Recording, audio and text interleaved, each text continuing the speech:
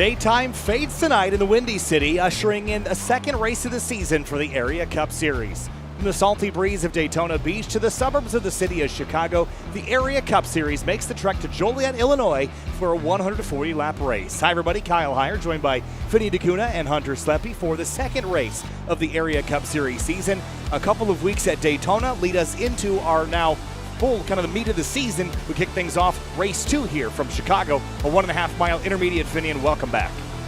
Yeah, this is going to be great because this is the first time this season we really get to see where a lot of these guys are able to stretch their legs. Obviously the guys that race in seasons past and the newer guys, where do they line up? Because we're at an intermediate track, which is going to make up a good amount of our season. So we now finally get to see a true glance at the pecking order.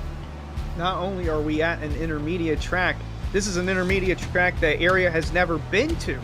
Been to Kansas, Las Vegas, Homestead, Miami. They've been to all those tracks except for this one here in Joliet, Illinois. So I'm expecting this to be a pretty chaotic night. And by chaotic, I mean solid racing. There were a couple of test races here, kind of like what you're seeing on the screen right now. Solid 2-wide and sometimes even 3-wide action through these tight corners. Certainly a lot to look forward to. This racetrack, relatively new, constructed in 2001. The surface has worn in nicely, though, Finian, as we get prepped for our second race of the season here. The aggression level's still high. Big field here tonight. Over 40 cars going to be taking the green. Yeah, definitely. This track definitely puts the competition in the driver's hands. Guys being able to look after their tires properly and also being able to push at the right time. And those are really the guys that you're going to see near the top of the pecking order come the checkered flag. Yeah, and interesting here, we're running under the lights at Chicagoland. The last time we saw this happen in real life NASCAR racing was back in 2013 when the chase started, the playoffs for, well, the chase started in Chicagoland and it got moved tonight because of rain. So this is the first time we're going to see the action under the lights. In the last 2 years that NASCAR went to this track, both in 2018 and 2019, it was moved from the fall to the summer, and that's when we saw all 3 grooves being used, and I think we're going to see all 3 grooves being used again. We saw all 3 grooves being used last week at Daytona International Speedway. The Area 500 was last week. Here's the radioactive recap.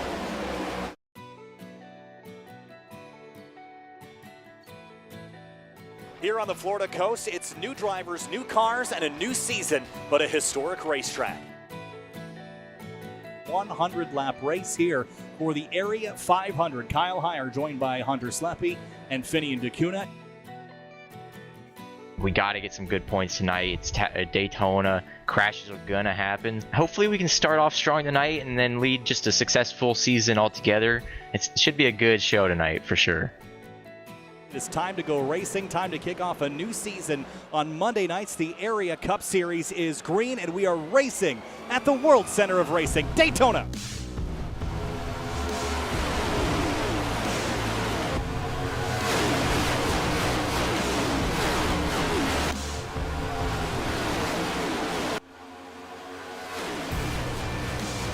Everyone getting single file very early on. I guess, like we mentioned, it's an endurance race. It's not really a sprint. The front end's plowing the track with the rears off the ground. That's why you can hear it through 3 and 4. You can hear the front end dig. It's really annoying. Digging.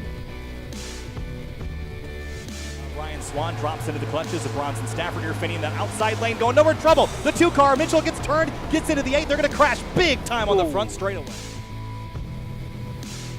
Jake Nichols, though, starting off 2022's fall season where he finished the spring season in front. They come back to the start-finish line for the Area 500. Lap 7, green flag back in the air.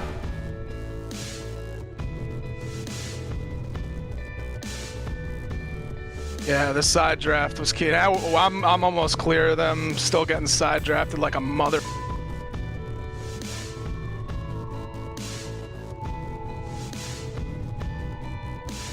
We'll see about fuel. If we have to just pit together a few laps before everyone, then so be it. Yeah, whenever you gotta do it, we'll just all do it all together. Like that second pack has picked up the pace a little bit. They're still a couple of tenths a second off, but they've stopped the bleeding a touch. About mid-46s for them versus low 46s for the race-leading group at the moment. Wall cycle. They're on the bottom. Yeah. They're going to the apron. Yeah. Oh, they're wrecking the leaders. And a huge crash on the back straightaway. Oh! Oh my goodness, I can't believe what I've just seen. Check. Watch the bright green car, Bryce Senesac in the 09. Oh, you got a little bit of it. The 21 of Delonta Ballard. Man, I called it. Some bull. It's stupid. God, I mean, seriously though, like what the hell? Like what was that? All Are over those the guys place. drunk? They just gotta know that you should just hold your line. You shouldn't worry about. Well, they went below the line and they field. turned each other. They're getting racked up and stacked up to go again, but it's going to be. I mean, look at how amended the field is. There are still a bunch of cars on pit lane getting service. About a half dozen cars out or damaged at this point. As we come back to the green flag, we're racing again from Daytona.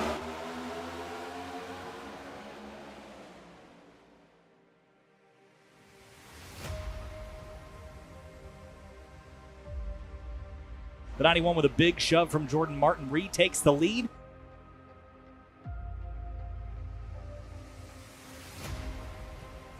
Got side drafted by an affiliated team, but oh well.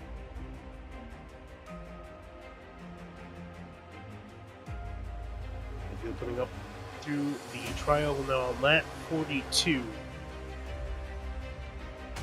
Oh wow, you guys got a big runoff for. These guys just cannot decide who they want to be in front. I don't think I've gone over half throttle for a while. I just did a full 360, went onto pit lane, and didn't even get a penalty because I made it under pit road speed. Pit stops are coming. Here comes a 09 to Senesac. He's going to bring more with him. Yeah, we don't know when we're pitting, so if that's why you're in here, we don't know. Any more takers this time? Here they come. Nichols, JT Poole, big slide from the 11 of Jordan Martin. He's going to lock up that tire. Can he get it slowed down? Boy, that was quick, but I think he got it done. 24 laps to go. The intensity is ratcheting up here at Daytona International Speedway for the Area Cup Series. Car on the outside lane, trying to make it 3 wide on the outside, and Seth Noel going to be in the middle here down the backstretch. Boy, that was tight. The one car has nowhere to go. He has to bail out the 88 of Slaughter. Just slaughtered the one car as he went to the outside lane. Good stuff, boys. That's what I'm talking about, boys. Good stuff there. Good work. Up the middle, there they go. Crash turn one. There you go. That's the rest of them. If they weren't involved in the one earlier, they're involved in one now. My wheel's 45 degrees to the right.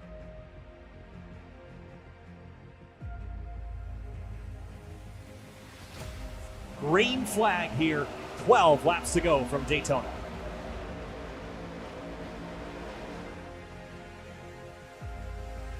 Eighteen's gonna get hot. I'm gonna get hot. Oh, 4 wide! Oh, that's not going to work! Wreck off the tri-oval! There goes the rest of them. Caution. Valentino flipping the 5 grand into the lead. They're still crashing down into turn 1. The Massive hit 22 still. just had a hellacious hit at the turn 1 wall. Oh my god.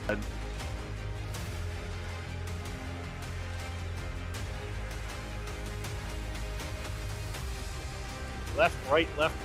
Whoa! Just Like barely the made it scene through. out of cars. Let's reset things here. We're now in overtime here. We're in a green-white checkered scenario. This is our one attempt. Should we get another caution flag, the race is over at the time of caution. If we get back to the white flag, checkered flag will end the race, and it'll be a race back of attrition. Whoever gets back to the line first will win. It's about to get crazy. Really, really crazy. Let's see if we can get to the white here, boys. 3, 2, 1. Here we go. 2 laps left. The last opportunity to finish under green. The Area 500 is back underway as they head towards turn 1. I jumped the start. Rear left. I need up. The inside lane off to a little bit of a better start. We were talking about the teammates working together. Here comes the one though on the inside. I'm trying. I'm getting pushed.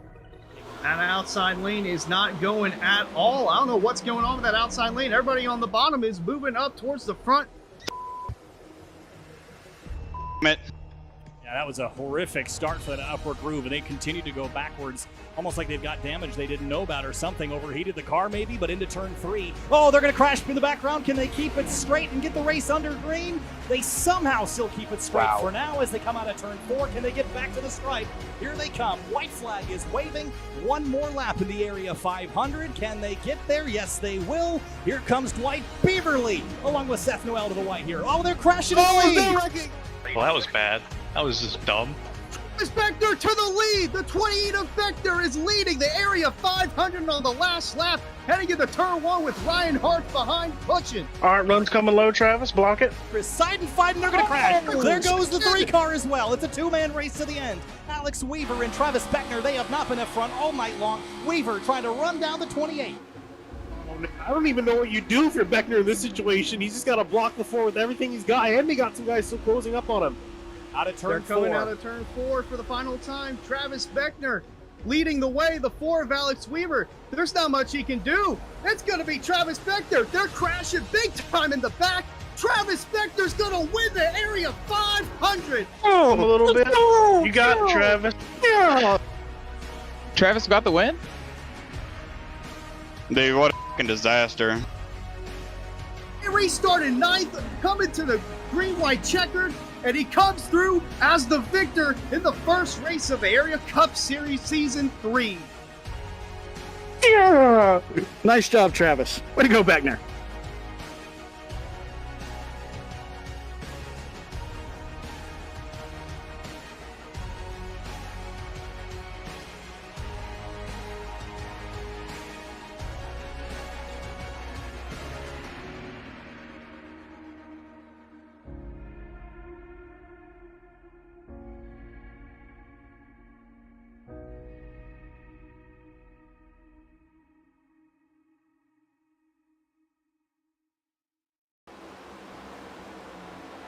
Back live from Chicagoland Speedway for Area Cup Series round number 2. You saw all the drama last week at Daytona, Finian. Lots of drama there, lots of late race moves, big crashes. But this week we're kind of going back to more of a traditional race at these intermediate speedway tracks, though, with this Gen 7 car. Who knows if it's going to look like we expect it to. Yeah, and this is going to be a really big reset for a lot of these guys. You know, just frame of mindset. Obviously, you go from super speedways where you have your foot flat most of the time to this where you have to make sure where you got to now worry about tire management, fuel strategy, and just taking the normal course of race. And you know, for a lot of guys, it's going to be bread and butter. Some of these other guys are going to have to adjust it, especially considering they're with new teams. Some of these guys are new teams and with a completely different field. Yeah, this is gonna be interesting to see who shines the brightest out here underneath the lights. And real quick, just want to give a big thanks once again to Jacob Bell for putting that video together, and to the 4th member of our production team, Eric Weiland, for getting the clips there for Radioactive. That was such a joy to watch those 9 or 10 minutes recap in the Area 500. Boy, I'm still shocked as to how that unfolded last week. Yeah, I know it didn't make the final cut, but I was like, hey, keep an eye on Travis Beckner. He might put himself in a position to win, and what do you know? He put himself in position to win. I have to also kind of recap there, Hunter, about how hard I know Jacob worked on putting that together. Finian and I did a couple videos similar to this way back with the Fuel Series in 2018, and man, they took hours and hours and hours of work to do. And so Eric and Jacob, nice work on that. Head into qualifying here. Have a look at Ricky Springer, the number 18, but the 28 of Travis Beckner, last week's winner, has not yet taken to the racetrack here for qualifying, but it's all going to happen very quickly, Finian, in qualifying here. This is kind of a little bit less of a nuanced qualifying than Daytona. This is about how well you can put this car around this racetrack. Yeah, it's going to be a lot more technical, obviously, with Daytona. You know, a little bit of, just kind of hoping and praying you can find those extra thousandths of a second. Now, these guys are fighting down for tenths and hundredths of a second in some cases. It's just all about making sure you nail that line, you get on the throttle just right, you get off of it just right to make sure you make the corner properly and just keeping your line consistent and quick. As the times move around all over the left side of the screen, over on the right side in your Twitch chat is the poll question for tonight. How many drivers will finish on the lead lap? The over-under is 18.5. You can bet with exclamation point bet and then the word over or under, and wager as many as 10 channel points all the way up to 1,000 channel points. There goes the 84 down into turn number 1. And at the top of the board right now is the 24 of Michael Curran in 4. Ed Robertson, 2nd place. Chris Rabel, 3rd. Delonte Ballard, 4th. Garrett Grant in 5th. And Jacob Bell is about to roll. Brandon Key is now rolling down the back straightaway in the number 95. He was taken out early in the race last week. Yeah, as he comes flying around turns 3 and 4 up on the high line, I think queuing up to take lap 2. It seems like most of the drivers are getting their fastest up on the 2nd lap, which I guess is a little bit interesting, but I think it makes sense. You get some heat in those tires, get them built up, and build the speed up for these guys as well. Yeah, kind of different from what we saw at Daytona last week, where it's all wide open. You do have to let off the throttle a little bit here with the way the next-gen car is at these 1.5 miles, but it's still pretty fast speeds all the way throughout the corner. Real big bump over there in the middle of 3 and 4 as well, and you have to kind of get the car settled on that. If you're on the bottom, it's a lot worse than up on the top of the racetrack. It does seem like Brandon Key elected for a little bit of a higher line on that first lap. Now let's see what he does on lap 2. Middle of the road through the entry in the corner, then drops to the bottom lane. But turns 3 and 4, Finney, and this is where we're going to see different lane choice. Key gets right up against that curved back straightaway wall at the exit of turn 2. Yeah, great to see where he goes. I've seen some guys just run a little bit in the middle, but looks like he's diving all the way down low to that white line. You don't want to clip the apron, though. That'll shoot you flying up the track. You just want to stay straddling in, and as it comes down hard onto the apron and across the line for the 95, it's going to put him, let's see, 30.7 up at a 10th. Yeah, that backstretch wall, I think, is going to be a much bigger factor than what people initially make out for it to be. I mean, I know it's completely covered in the brand orange sponsorship over there, but you don't get a sense of how close you're getting to that wall until it's too little too late. Yeah, again, it's one of those things that I find is a challenge if you're deep in traffic. It can be hard to see where you're going, quite frankly. If you've got to, your nose up against someone's rear bumper and you're just driving down the straightaway, it's really easy to just nudge the wall with the right front of the car. And then turn 3, obviously, it comes up on you pretty quick because that wall starts curving in even tighter, and it can really spook you. It doesn't have the same kind of sight lines and sight points that you would have at a typical racetrack. Yeah, and qualifying just about wrapping up here with 5 minutes to go. Still got a decent amount of guys that have not put down a time. I guess guys waiting till the end of qualifying. And, unlike Daytona where you could think, qualifying, you may want to, you may not want to. You're going to definitely want to qualify here. I don't know about you, but I do not want to be starting behind all the other guys. Well, speaking of Daytona, here's last week's winner, the Area 500 winner, Travis Beckner, looking to dethrone last week's Truck Series winner at Daytona, Ryan Hart. He's currently got the quickest time at a 30.59. We'll see what Travis Beckner can do here on the oval. Well, we know he's good at super speedways, there's no doubt about it, but how he does on the ovals, that's another story. We all know that he's a road course ringer as well, so this will be a true test to the 28 car. Jake Nichols up to 3rd place. Gabriel Ellison into 10th as Beckner heads down towards turn number 1, right up against this wall, 180 miles an hour into turn 1. Kind of arced down from the top of the racetrack to the bottom at 3 and 4 to get this run on the front stretch. Now he's going to carry it down the back straight here and try to go to the top of the board. But a pretty slow first lap here, Finney, and we'll see what he can do on the second lap and see if he can get up inside the top 10. Yeah, I'll see it. It's going to, like you mentioned, he's going to have to try to find a way to make up some time. We've seen that second lap be a little bit quicker for Beckner. Will that be the case? Sitting currently outside the top 30. Will this be enough to put him back in, only up to 19th? And we still have a few more guys that are going to qualify, so I'm not even sure if he's going to be able to start in the top 20, depending on where the rest of the field ends up. And there's Alex Weaver in the 4, the runner-up from last week's Area 500 as well. He set himself up in a good position, just like Travis, but all his help wrecked each other at the very end, and it was just a 2-horse race. Not much that Weaver could do in the 4. Currently 27th quickest here. We'll see what he does with that number 4 car on the second lap. On the bottom of the racetrack in 3 and 4. This is his final qualifying lap effort. And needs a 30.595 or better. It's only a 30.7. That will put him up into 9th place. Not a bad lap at all. Before we get too deep into the race, we'd like to have you check out the Area iRacing Twitch channel. Fans, be sure to subscribe to the Area iRacing Twitch channel. For only $5 a month, you can watch all Area broadcasts commercial free. You can also use new Area iRacing emotes in the chat. You can earn double channel points as a subscriber, which you can use to redeem for free merchandise on the Area iRacing Twitch channel.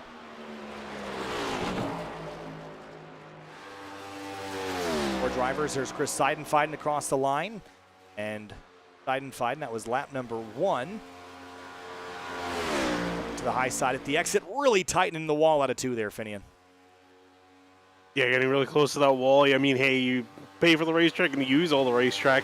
The key thing, though, you want to make sure you don't obviously want to tap the wall or even hit the wall. Even the 0x will take away your time as the 45 goes way high up the track, almost hitting the wall off of turn 4. He's going to come back down onto the apron, and that's not going to be good for the 45 car. Yeah, did mention that the wall on the backstretch kind of just jumps out at you, and saw that car carry up the racetrack over there in the middle of 3 and 4. So obviously the 45 is sign fine. Gonna have a little bit of a rough night to start out. And looking over in the Twitch chat, Coop Racing, aka Carter Coop, a driver of Area iRacing, just gifted 5 subs in the chat. Thank you, Mr. Coop. Gaioli working his way around the racetrack, and we talked briefly earlier about how it's a pretty good night here in Joliet, Illinois, but more with weather on pit lane is Eric Wineland.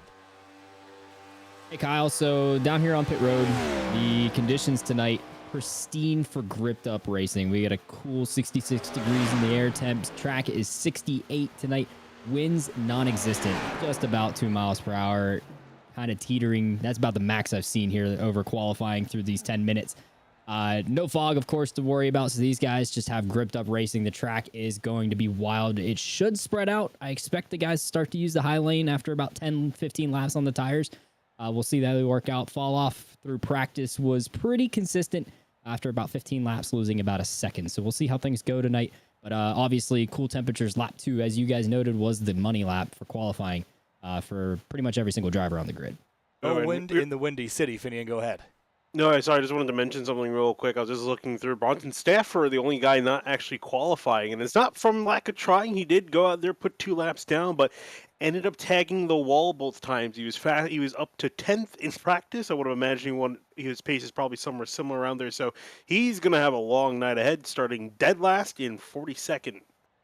And looking back at the previous history of 1.5 miles from Season 2, 3 out of the 4 races were won by Jake Nichols. And the only other driver to win at 1.5 miles was David Weisser, in which Jake Nichols ended up finishing 2nd in that race. So it seems like Weissart's going to be starting from around midfield. Jake Nichols going to be inside the top 10. We might see a new winner on 1.5 miles for the first time in over a season. New winners, new season, lots of new things coming in, but the big field is one of them. Over 40 cars going to be taking the green flag here in just a moment. As we head down to the racetrack, we don't have a whole lot of time to get through the starting grid because there are so many cars and only 1 pace lap. So let's, in just a moment, we'll head down to the grid and start rolling through them as quickly as we can. Finian, you and I will roll on through this. We get set to go racing here. We've got the warm-up period second, but as soon as that is complete, we'll go through the starting lineup. And Finian, real quick, predictions on tonight. Anybody that strikes your fancy in the lineup here? Oh, it's gonna be really tough to call here. I'm looking at the starting lineup right now, just trying to see if I can find someone I want to put my money on. I'm gonna put it on an old name, Brian Chambliss. He's looking pretty good, was pretty quick in practice, pretty quick in qualifying both times inside the top 10. So I'm gonna pick Chambliss winning tonight. Hunter, anything for you? Any picks that maybe you want to roll with? You're gonna go with last week's winner, Beckner, or somebody else? I'm going to go with the 70 of Alan Balancino. I don't know why. I just feel like he has the itch tonight to get it done more than the rest of the field. All right, I'm going to go with the 33 of David Weisser. I think I really like how he carried himself last week in the race. I think he's going to do really, really well tonight. We'll see how it all wraps up here in just a moment. Time to roll through your starting lineup here from Chicagoland Speedway as we get set to go racing for 140 laps. On row number 1, kicking things off, Ryan Hartz with the Roasted Gems Coffee grid here on the front row alongside Michael Curhan in the number 24, Finian. And moving back to row number 2 is going to be Bryce Senizek in the 09XM. Jake Nichols in the 91 is going to be rolling off in 4th. Row number 3 is going to be Ed Robertson in the number 64. Chris Rabel starts 6th in the number 29 car. Back in 7th, Delonte Ballard in the 21 car. Next to him, James Scioli in the 7 in 8th. 9th place, Brian Chambliss in the number 25 Chevrolet. He'll start alongside Jacob Bell in the number 77 Lodgebox Chevy. Back in behind them, Alex Sweeter going to be starting on the inside in the 4 car. Next to him, 41 Tyler Nichols in 12th. 13th place, row number 7, Brandon Zimmerman in the number 20. Gabriel Ellison starts 14th in the number 27. Back in row 8, we find a pair of Chevy Camaros. David Weisser in the 33 on the inside. Next to him in the 5, Garrett Grant in 16th. 17th place will be Shane Abbey in the number 12. He'll be rolling off alongside Dom DeLeo in the number 22 and 18th. Back in 19th, Ray Slade's in the 8 car. Next to him is Seth Noel in 20th, rounding out your top 20. 21st place, Danny Ware, the number 00. Brennan Key starts 22nd in the number 95. 23rd, you find Matthew Bell in the 9. Travis Beckner next to him, last week's winner in the 28. 25th place, Michael Sturgill, the number 17. Tom Bourne starts 26th, the number 16. Ryan Swan's going to be rolling off in 27th. Next to him, Andrew Player in the 13 and 28th. 29th place, we Dwight Beaverly in the 01. Douglas Newbegin starts 30th, the number 71. Ricky Springs will be rolling off in 31st. Next to him, 32nd, Greg Mitchell in the 2. 33rd, Dwayne Culberson in the number 81. Cosman, oh boy, I want to try. Yoda Shiwu in the number 84, starts 34th. Back in 35th, Jonathan Cogswell in the 26th. Next to him, Mark Patterson in the 36th. 37th will be Aaron Smith in the number 72, and 38th, the number 66 of Brandon 6. And for the third game, we have Chris Seidenfeiden, and next to him, Alan Ballacino in the 70, and then your last row, Jeff Ryan and Bronson Stafford rounding out your big field of 42 cars. Big field, time to go racing for the second time this season in the Area Cup Series. Kyle Heyer, Vinny DeCuna, and Hunter Sleppy bringing you the action. Green flag is out, and we are racing in the Windy City.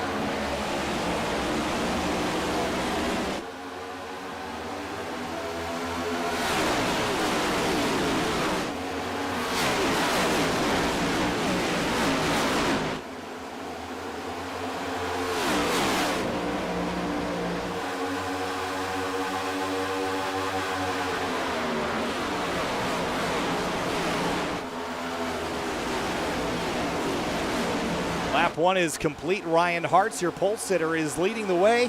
Right behind him, Michael Curran in the number 24. Jake Nichols is right there in third, fitting as we complete the first of 140 laps.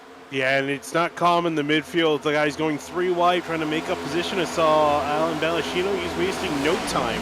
Hunter, your pick as he went 3 wide immediately, trying to make up some spots.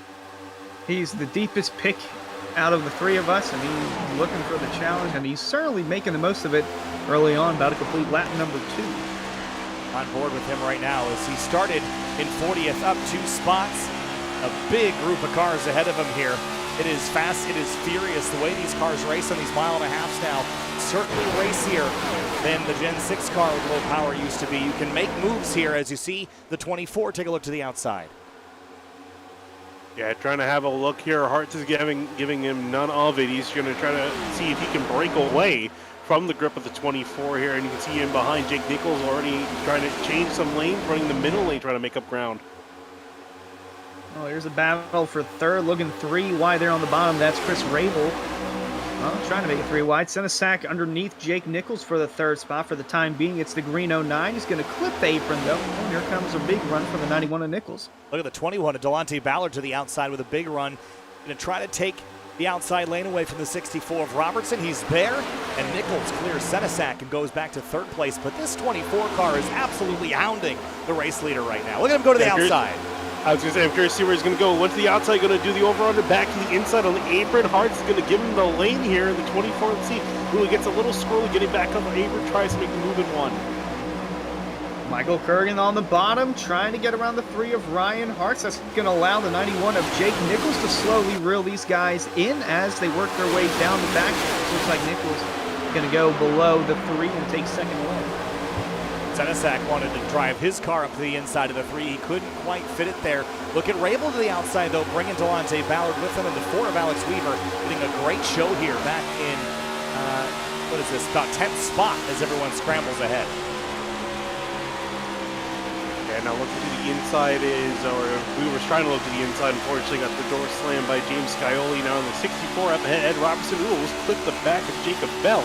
Yeah, that's a big thing too. These runs off the corner are absolutely massive for the guys running on the outside lane. I know we're only on lap 6, but whoever decided to reconfigure Atlanta into a super speedway should be fired, because this feels like a super speedway. Look at how much room these guys are using. 2 wide, 3 wide, all over the front stretch and in the middle of the turns. This is some great racing, guys. And it's fast right now, 180 plus into turn number 1. Non-exit, look how close they get to the wall. It is a blast to watch. Everybody packed up, paired up, trying to edge each other out for position. Look at the 09 of Senesac. Now Delonte Ballard on the outside, number 21. Oh, big swipe onto Rabel there in turn 3, but Rabel didn't flinch.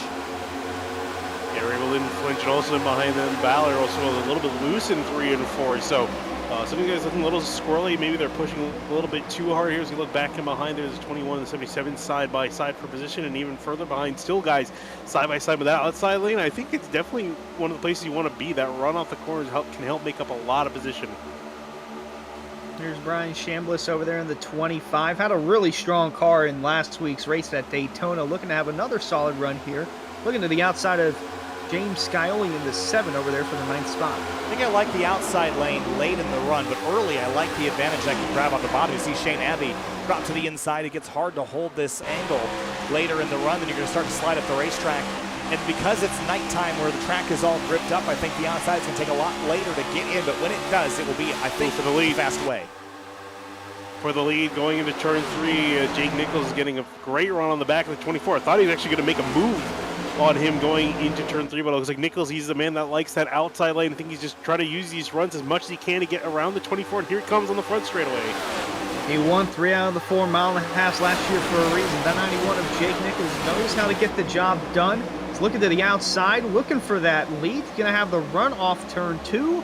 For the moment, Jake Nichols to the lead at Chicago. He's got it, and he is almost clear. He is now. Here, look at Ryan Hart's resurging on the outside lane into turn 3. Got a big run coming. Look at everybody starting to shift up to that upper groove. That's where you can carry the momentum, and you don't have to deal with that gnarly bump in turn 3. Yeah, it seems like that's where some of these guys are really making that speed, especially on the turn 4. You can see Nichols breaking away now. Hart's coming back on Curran, who he was passed by just a couple laps ago. Hart's now making that move again, and even further behind, similar story, the outside lane. More and more people looking on kind of riding that train. Yeah, it really is starting to feel more like a super speedway race because you have so many cars on the outside, and that's where the momentum is. And that's being led by purple and white car. Couldn't quite tell who it was. Crable. Looks like someone made contact with the wall up there. Chris Crable. We're right on board with Dom DeLeo here, slowly making his way towards the front in the middle of this mayhem. 3 wide just in front of him. Scioli on the bottom trying to make ground. The 7 car started 8th. He's gone effectively nowhere, but I'm sure it feels pretty frustrating for him to be stuck in this pack and not really be able to make any progress here. There's just so many cars still up towards the front. Look at this mess. Yeah, I was going to say, on the start, these guys got single file out, and I thought it was going to, get slowly stretched out as the run went on. It started looking more and more like Daytona every single lap. These guys, you can see 3 wide there in the middle of this leading group. Scully on the inside going to slam the door shut on Bell as he moves up. Weishart making a 3 wide move to the inside to try to get past Jacob Bell. I know we haven't seen any action from the Chicago street course, but I don't think it could put on as good of a show as we're seeing right now. Again, still early on, lap 13 of 140, but man, and Elwood just put it down in the Twitch chat. We did leave Daytona, right? I don't think so. It doesn't seem like we left Daytona. I don't think so. It still feels, despite the weather, it still feels like Southern Florida right now. Look at this mess.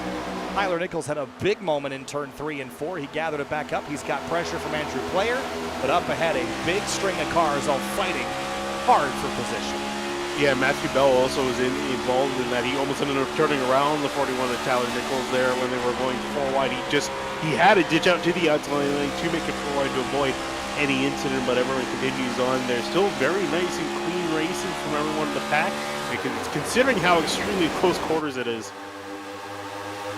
For the first time in a long time, and this is only after race 1, Miller Racing is currently atop of the team standings. So for the first time, I think, in a long time, it's not Solar Flare Racing sitting at the top of the team points, but their driver, Jake Nichols, still sitting at the top of the board here at Chicago. Into turn 3 still, double wide and 3 wide through most of the field. Scioli is now kind of shuffled to the middle. Guess where he is, though? Still 8th as he slides up behind Chambliss and in front of Dom DeLeo. There is Michael Curran in the number 24. He's dropped down to 7th now as Chris Rabel has driven up to 2nd place around the outside of Hartz. And he's going to bring Delonte Ballard with him as DeLeo looks high. Yeah, as we're approaching the halfway point in this run, expecting these guys to go about 40 some odd laps. With Curran, you're starting to start to see some of the guys that maybe have pushed their stuff a little bit too hard early on in the run. They're going to be slowly slipping on back. All the guys saving just a little bit more. They're looking a little bit better and now starting to make up some ground. Yeah, looks like Eric Weiland has just jumped up from the pits. Eric, what you got? Hey guys, so an update for you. Bad news for the rest of the field here from Jake Nichols. Yeah, I'm just mega vibe, just chilling. He just took the lead there right about lap 10. So if he's mega vibe and chilling right now, like he sounds like, that could be bad news for the rest of the field. And also, here's something from Delonte Ballard, same team here, Solar Flare Racing. I love when I have the feeling that I'm not driving it hard, and I feel like I'm good. These guys feeling hooked up here with the cool track conditions, pretty much going where they want to. It's a pretty easy ride for them right now, despite the stress of being through wide quite a bit through the pack. Now we saw the 64 of Ed Robertson have a big moment there. Thanks, Eric, as we were watching him on the front straightaway get mega sideways here. But yes, for Jake Nichols to be just chilling up front like that, Finney, and that is a big warning sign to everybody else that he is comfortable out front where he was the majority of last season. Yeah, that's the last thing you want. You don't want the leader to be comfortable. You want him to be constantly under pressure in the hopes that he makes a mistake so you can have a chance to make an attack at him. But if he's just kind of, as you mentioned, just chilling up near the front of the field, these guys definitely should be worried for the rest of these 120 laps we have to go.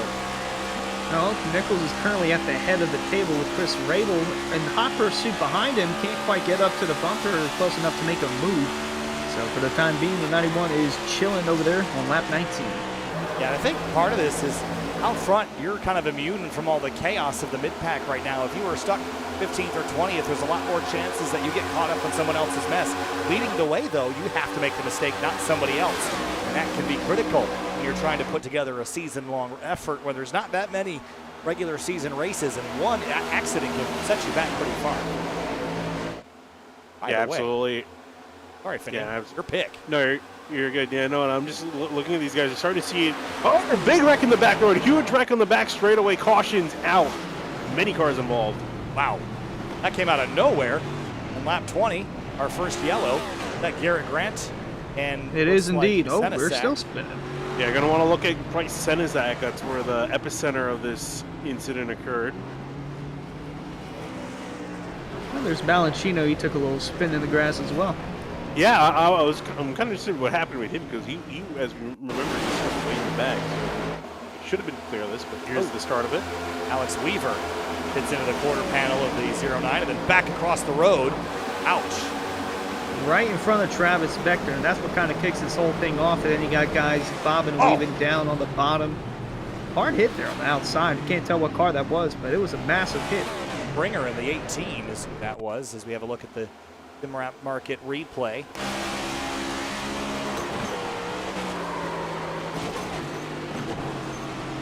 Yeah, I think this initial hit, it just broke the handling on the right side and just completely lost control and back into the wall he went. Great looking car, but it's a shame they got caught up in this crash, and then 5 of Garrett Grant saw him go for a wild spin. That's all happened in front of him. He just went to the inside, lost it under braking, back side and side. Wow, look at the 61 sail through there. Bronson Stafford with a huge head of steam. Hey, I said it last week. Remember the name, Bronson Stafford. Watch this. Eric Wineland's got an update while we're watching Stafford. You guys, everybody coming down pit road this time down. This is going to put them in a window to make it on one more stop in terms of fuel. The top end of the fuel window tonight was expected to be close to 60 laps, and we're at 119 to go as they cross the line. Everybody, 4 tires and fuel and damage fix for the guys involved in this incident. Right, well, thanks, Eric. As Stafford really saw the piece parked there, Finney, and it just drove through everybody. As Seidenfeiden leading this race right now, but did not come to pit lane just yet. Jake Nichols will pick up the lead again once Seidenfeiden pits and puts us in that window, as Eric said, to get one more pit stop. Finney, that simplifies this race a lot, I think. No, it definitely does, and I'm sure for a lot of these guys. It depends, really, if they're planning on, breaking this into 3 separate parts. I think it's going to be a hindrance for the guys that were trying to see if they can get this down on one stop only. It makes it a lot easier planning-wise. But, you got to see what guys have planned pit strategy-wise with it just being around on the dot 60 laps. The issue, really, is that now you're going to have to go those full 60 laps. Before it was looking like you may have to go, around 40, 50 laps before you had a pit if you're going to break it up to nice 3 equal stints. Now you got to push that full 60 laps. It's a lot of tire saving. Yeah, we saw a good bit of people moving towards the front and then some falling to the back, like we saw there with the 09 of Senizak. He qualified in the 2nd row, and then he just faded ever since the drop of the green flag and unfortunately got caught up in that wreck. Vinny, your pick to win this race was Brian Chambliss, and he has had a really good start to the night, 9th to 2nd, and he did all this organically before the caution flag came out. Now he rides right behind Jake Nichols. Could this 25 car potentially be the one to watch? And we'll see. We know, remember from the Outsiders Racing League, and for people that have been watching CMT for a while, you know that Brian Chambliss, he's been pretty good. He's competed with some of the best in that series, and those guys were very talented. So it's not too surprising this 25 in here running so well in the top 10, and potentially looking like he's knocking at the door of the 914 race. We'll not see again. It's still early days in this race, only on lap 23, 140, but yeah, like you said, my pick's doing pretty good, and I'm going to keep rooting him on to see just so I can be right. Yeah, well, Alan Balancino, he likes to give himself a little more of a challenge there. That's why he went in the grass. He's like, you know what? This is a little bit too easy. I'm just going to go ahead. I'm going to sit on pit road, too, while at it. Yeah, he got some pretty decent right side damage. He ended up hitting Senizak right as that wreck was ending. He came flying through. He thought it was clear, and then unfortunately Senizak came across him in the front. Coward. Meditations. Great insight, Kyle. Sorry. Anyway. Well, it was fun while it lasted. All right, gonna restart here on lap number 25. And Eric Wineland, sounds like he might have gotten some audio of that accident. Eric, what you got? Hey guys, a couple pieces of radio here. Let's go first from Alex Weaver, who tagged who was in the 4 car that tagged Bryce Senizak. Yeah, no, definitely make contact with him though. And on the other side of the coin, the David Weisser Racing Team. Fucking 2 weeks in a row. Jesus Damn it. Christ. All right. Not happy in the Weisser Racing camp. Definitely clear as we roll through turn 3 and 4. I mean, get a frustrating incident only in lap number 20 to get turned around, but it was a long crash. A while for it to happen. Green flag back in the air. We're underway at lap 25. Ooh, that's Seth Noel on the 1 going 3 wide early on the bottom. Trying to see if he can make up some ground. Can't quite do it as they're getting up to speed. James Sky trying to rocket around the 1 as they get off of turn 2. On the backstretch here into turn number 3. Look at the 1 of Seth Noel right in the middle of all this chaos now. Had a slip on the restart. Look at the 21 now, and Scioli fitting as they exit turn 4. Yeah, just a little bit of contact between the two. No harm, no foul as they continue across the start-finish line. Both of them racing on, and still more double file action here as you look through the back, and everyone trying to take advantage of the fresh rubber they got. Dom DeLeo has been on the charge. He's inside the top 5 after starting back in the middle of the pack. Running in the 4th spot and still with a good shot at possibly winning the night's race. Well, nighttime is the right time to get gripped up, and on fresh tires, you feel like Superman on the bottom like James Scioli. And later, when those tires begin to wear out, that's when you're going to start to trend up to the upper grooves, I would think, and carry that momentum. But right now, I think the bottom is a good place to make up ground. DeLeo, those slips on entry. Here's Delonte Ballard, and look at the 33 of Weisser kind of shooting the middle here. Yeah, a lot of guys I've noticed shooting the gap 3 wide, trying to make up ground, either working to the middle or to the outside. It seems like the inside lane, the dice on the inside just not working. You're just losing too much speed, keeping the car tight against that white line. Ooh, as they say, escapes Scioli sideways, almost wrecking off of turn 4. He somehow managed to save it. That could have been a big one. Well, there was a big gap in between Scioli and the 7th place car. We'll take a look at our SimRat market replay and look at how sideways the 7 got. Ooh. That was sideways. Shane Abbey right behind him. Certainly sideways. Look at Rafe Slate now. He's got an angry swarm behind him. There's a little bit of a gap ahead of Scioli now as it's separated the front 7. We're now kind of free to race amongst themselves. Here comes Weishart, though, in the 33. Another driver that started outside of the top 15. And look at now, Hart's to the bottom as Chambliss tries to gain a spot back after losing this position a few laps ago. Yeah, Hart's got around him, and now Chambliss making ground up and almost making ground up to the top lane. Going to rocket around to the outside of the 91. It's going to be a drag race down the back straightaway. Let's see if he can get it. Donna's going to have the advantage heading off into 3, but can he maintain it? Oh, he's going to have a solid chance at passing the 91 of Jake Nichols here off turn 4. Nichols, he's still up there. Going to be door-to-door at the line, but that time by. Get to the 25 of Chambliss. Ryan Hart sees an opportunity here. Which lane do you go with? Which lane do you pick? The reigning champ or the 25? Look at the run. Chambliss gets on the high side, and he is gone at the exit of turn 2, Finian, as it's big-time stack up for 4th place behind him. Yeah, I mean, everyone's been kind of migrating to the middle and top lane over the course of the last run.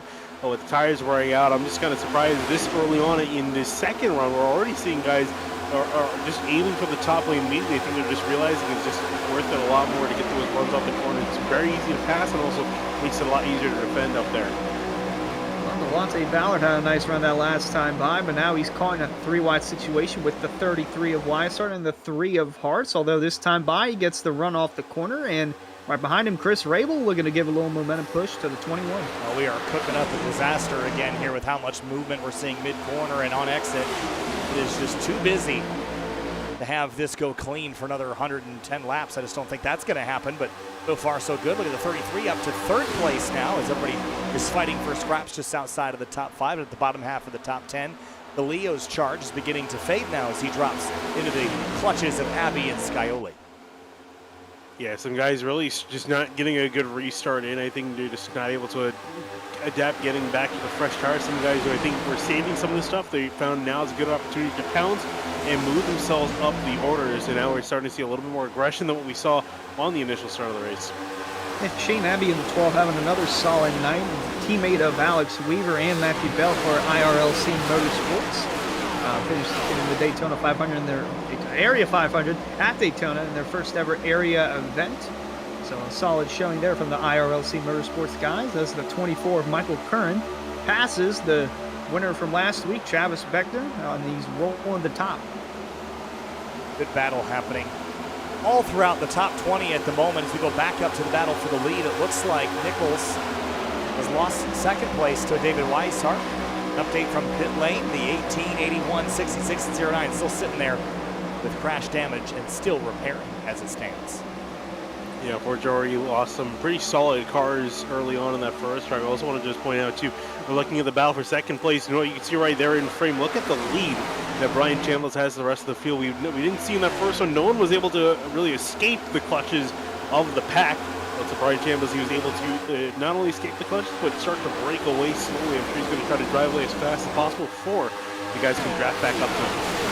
You think he's using up too much of his tires? I mean, he's not going to go anywhere with how big of a pack they have. And 33 of Weisser already starting to close the gap in just a little bit. I'd say so. I think you typically see in these next-gen cars, if someone fires out of the box really fast on a run, they typically kind of fall back to the clutches of the field behind them. Have to really pace yourself here. I think what Brian Chambliss has going for him, though, is he's had pace already tonight, and you might be expecting more yellow flags, so why not lead some laps now, get it under your belt, and at least have a shot of being out front if and when there are cautions. Even if you fall into the field, you're not going to fall outside of the top 10. We're not seeing fall off that significant tonight, maybe in the 1.5 to 2 second range, but this isn't like we're racing at Atlanta where we see 3-4 seconds of fall off that can put you in big trouble if you overexert yourself anyway. Yeah, I think that's definitely the key right there, is that it's a bit abrasive, but not too abrasive to the point where he's probably hurting himself. I think he is going to probably slowly fall into the clutch of the pack, but I don't think he's going to drop down the order like we see many drivers that do end up over-exerting themselves. I think he might settle around the top 5, top 10 first. We'll see here as Weisser is starting to close that gap pretty significantly. So speaking of selling, most of the field is starting to settle out, although towards the back you got Rafe Slate and Dom DeLeo battling for the 7th spot. Now they're single file again, and 7 Scioli is going to look to the outside. Noel in the 1 looking low. Seth Noel, part of Miller Racing, as mentioned. His teammate Travis Beckner won the Area 500 last week. Teammates of Garrett Grant and Andrew Player. Andrew Player not too far outside in the top 10 as well. Looking a little deeper in the field, this is in the mid-20s right now. Still some good fights happening throughout the field. Here's Garrett Grant, who was involved in that previous accident, falling just a little bit outside of the mix as you see that group with Jeff Ryan in the 37, White Beaverly, Danny Ware, Greg Mitchell, and more. Greg Mitchell was out very early at Daytona. He would certainly like some redemption, but tonight has not been a magical one. 32nd, only the 27th, and almost tags Jonathan Coxwell in the 26th. Yeah, that could have been a big one right there. We've seen a couple close misses here with these guys coming out the corner, especially on their front straightaway with guys coming off turn 4 and then getting on the banking into that wall too. See right there, almost coming down the clip. Yeah, it was almost a commentator's curse there as Cobbs swallowing the Roasted Gems coffee number 26 bounces off the wall nearly into the 2 car of Greg Mitchell.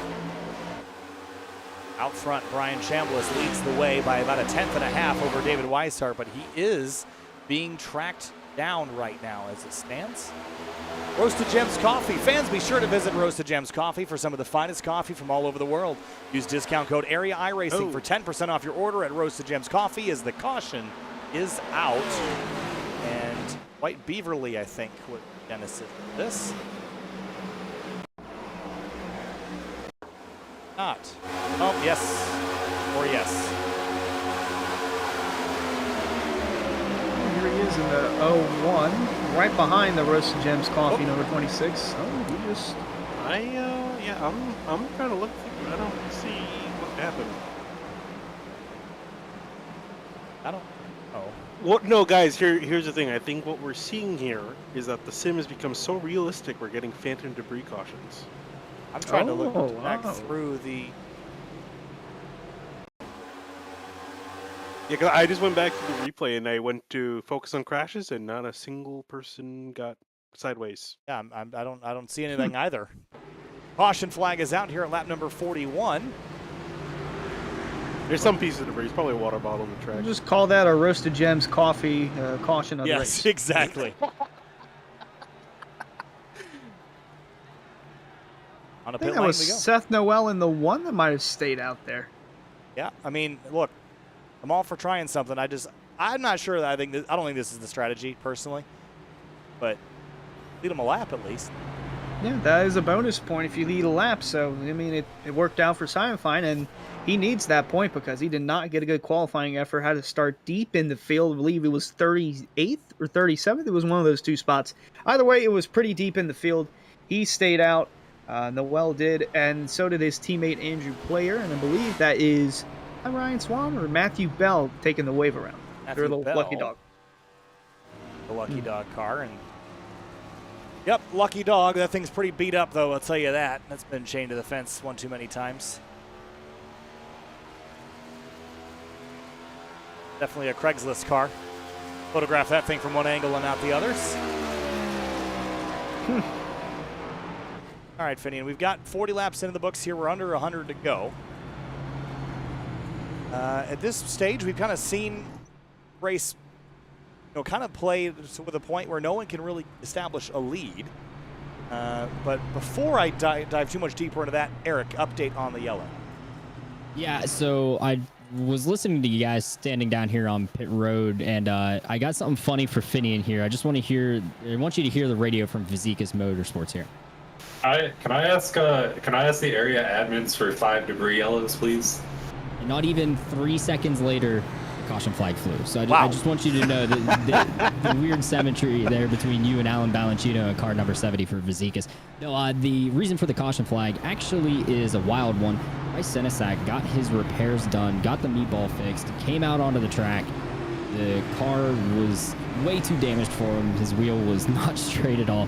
So he pulled over to the left, maybe 50 feet out of pit road, and reset the vehicle, and iRacing still decided to throw the caution for it. So unfortunate yellow, but that is the reason for the yellow flag number 2 of the night here on lap 43. Yeah, interesting thing I was looking here is I actually found him. I figured that was it as you were mentioning that I was looking at the replay. He was rolling at like 17 miles an hour on the inside, just in front of pit lane, and I brought the yellow out. So interesting stuff there. One more bit for you. Everybody down pit road right here. Only 2 different stops here. So I got the 26 of Cogswell on a 2-tire stop, only 8 seconds in the box. Maybe fuel only there for 26, and also the 16 of Tom Bourne, same strat, definitely fuel only there, but everybody else 4 tires and fuel. This is still a 1-stop race the rest of the way, so going to be watching to see when they plan to make this stop. A look at the 09, the Simrap Market replay leaving the box here, guys, and right here. Yeah, right there was when the caution came out. So I mean, are you kidding me? I think they thought Chase Elliott was leading the race. Well, no, if he was leading, the caution wouldn't have come out, so he wasn't leading. That's why the yellow came out. Tinfoil hats, everybody. Get them on. Yeah, well, definitely the interesting thing is that it changes up the strategy. We have the top 4 staying out. So Noel, Player, Swan, and Stafford all on slightly older tires, 20 laps. So we'll see if that is going to make a difference or not. And then, as you mentioned, just a few guys further back that went on 2 tires. Everyone else taking 4. 2 tire might be all right. I don't know if I like the idea of taking no tires. I think with how close it's been, the fact that we have seen a little bit of tire wear, I just have to, Hunter, I'd have to think that's just going to cause a mess. Eventually, at some point it will. I'm not sure if it'll happen towards the front or in the middle of the pack where they get all bunched up, but if it happens towards the front, oh boy, look out. And it better not happen in the middle of the corner, because that's a recipe for disaster. All right, here we go. Rolling out of turn number 4. Restarting on lap number 45. 20 laps after our previous restart. We're back underway here from Joliet.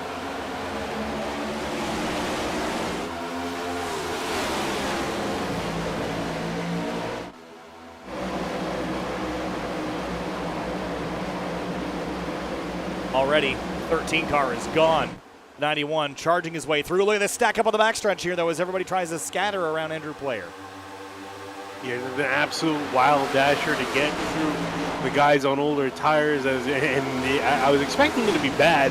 Probably not this bad, as these guys are flying on through. Brian Chambliss trying to work his way on through. Now Weishart to his inside. Oh, man, we're like 5 wide here in the middle of the pack here, Hunter. Oh, that is not looking pretty at all. They're almost 4 wide going into the turn. There's Ronson and Stafford, once again, remember the name of the 61 car on the outside, trying to get out of the way of those with the better tires, because they are coming to the front in a hurry, and it's causing all sorts of chaos here. Jake Nichols 3 wide in the back of 5th. Yeah, this is the kind of thing that Jake Nichols doesn't want to be in the middle of right now, because his dominance really is gifted by his ability to be out front. If you're in the middle of the pack and in dangerous way here, Finney, you could easily get yourself caught up and turn a good race into a bad one very fast. Oh, absolutely, and it really is for these guys that have to decide whether they want to be safe at this race or they want to aggressively try to work their way around some of their competitors who are held up by some of these slower cars. Wow, that was close. Whatever car that was, the black and red car on the outside behind Chris Rabel now, that is Ryan Swan, actually. Okay. He nearly got into the wall there coming out of turn 2. He's falling back outside the top 10, out of harm's way, because they're still 3 wide in front of him and all the way on the apron.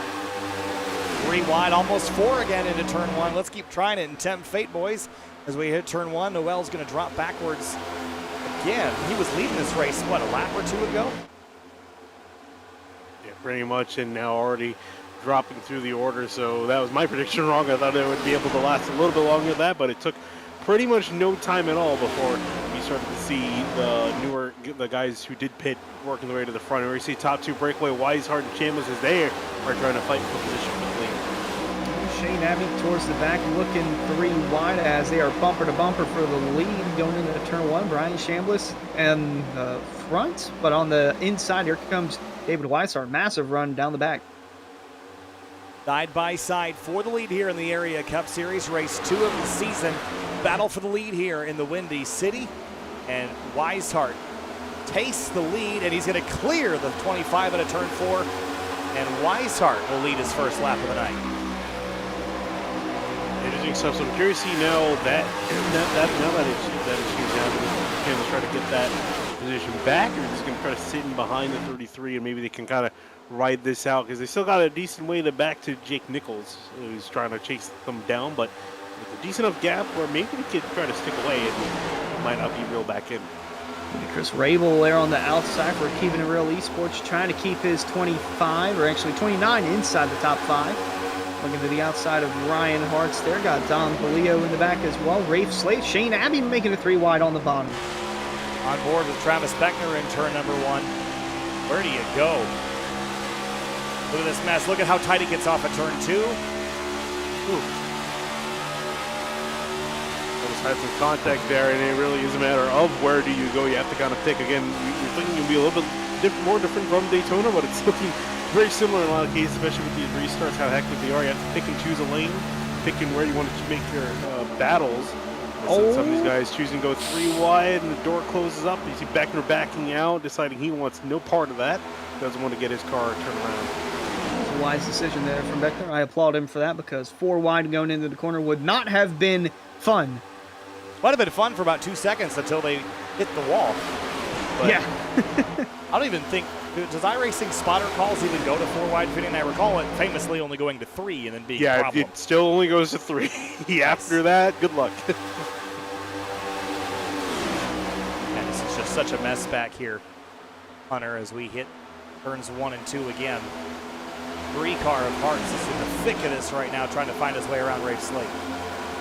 Yeah, the outside lane is the way to go as Hearts gets the momentum push there from Rafe Slate. Beckner now going to move to the outside. Actually, Kyle looking to try and get a run off the corner, and he will be on the outside of Ryan Hearts here. It's going to be close. Whoa! Whoa! They make contact. That was that could have been really bad. Yeah, that was a lot of patience there by Skyoli to lift off there, Finian out of turn number 4. He's going to try it again, though, go to the top. Yeah, and you're starting to see a lot less give and a lot more take from some of these guys who know they feel like they have the speed, and they're just going to try to stick their car up there. And if anyone tries to beat the block, they're just going to force it and hope it works. Boy, Jake Nichols is still leading this pack. They're not making up any ground whatsoever with Ryan Chambliss in second and David Weisser in the lead. Look at that. They are still pulling from this pack. I like the short run pace that Weishart and Chambliss have. It just gets them out of the mix, right?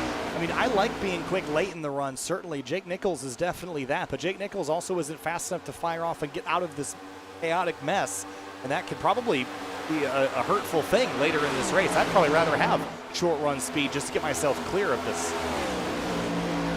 Yeah, and we're starting to see some of these guys work their way on through. Travis Beckner was one to mention too. He's up quite a few space, starting in 24th, all the way up into is up 16 positions, up into 8th. So he's made quite a bit of forward progress here. He's still trying to make some forward progress here. You see him get a great run off at turn 2. He's going to look to the inside. We see him be a little bit more conservative. We actually was a bump in the back of Slate. Going to give Slate a little momentum push, might get him squirrely from holding on to the bottom. Now he holds it on just right. That is actually the teammate of the 22 car, Dom DeLeo. They're over for Fazekas Motorsports. Him and Rafe Slate running inside the top 10. Alan Balancino caught up in that early wreck, still 37th, 4 laps down. Mark Patterson in the 51 car, also a part of the Fazekas group. And boy, they are still going at it towards the back. Beckner did not get a good run. Here comes Ryan Hartz making the 3 wide on the bottom.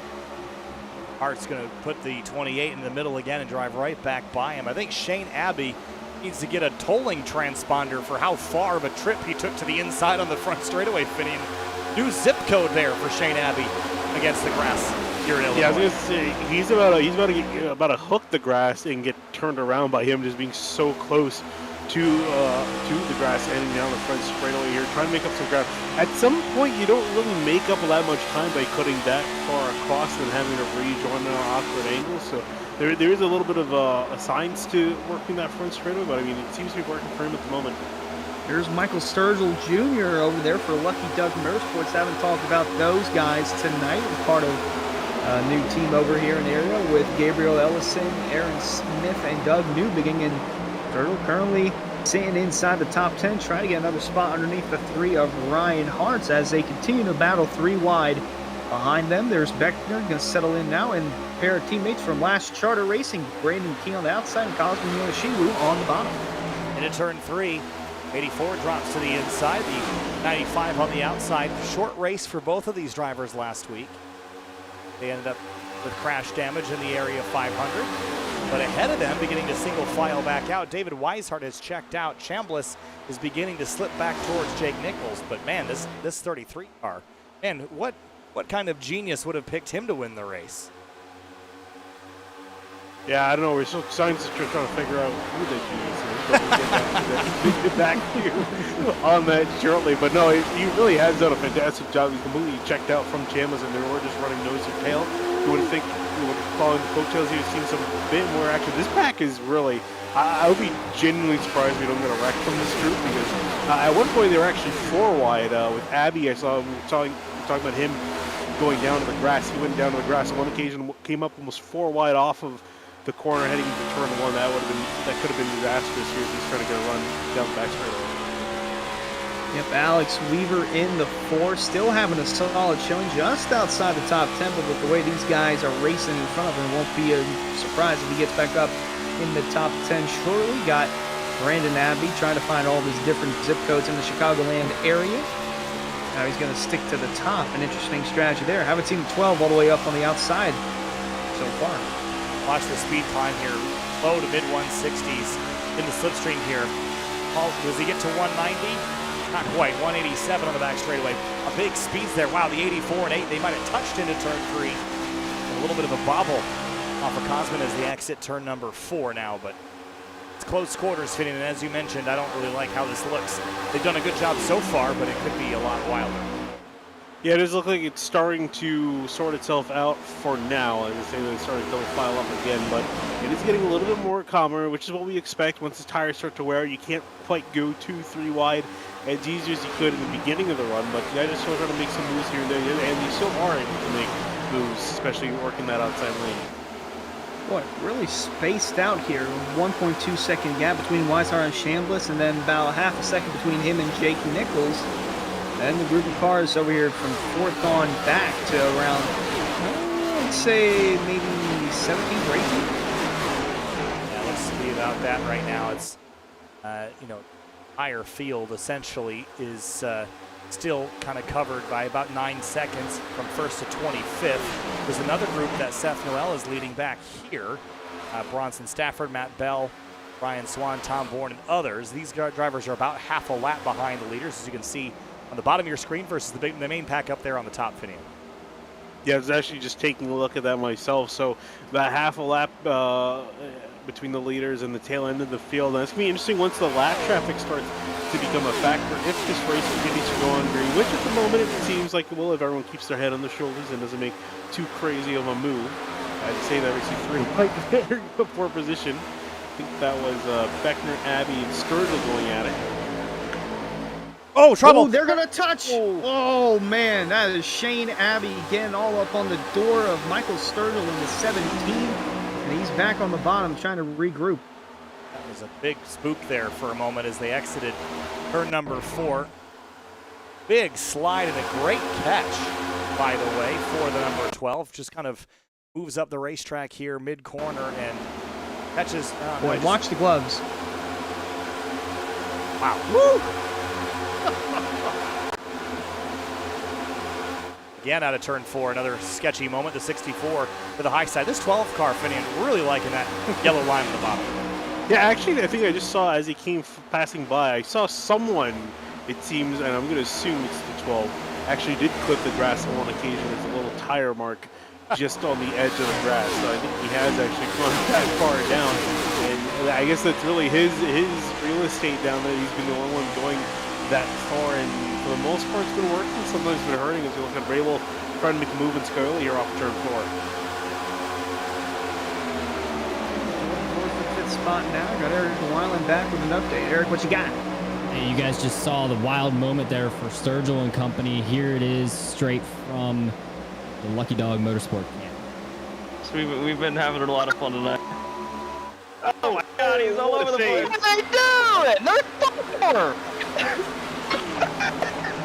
So those guys up there are having a ton of fun, but at the same time, Sturgill and company, actually specifically Brandon Zimmerman, was not happy that they were 4 wide just a couple laps ago.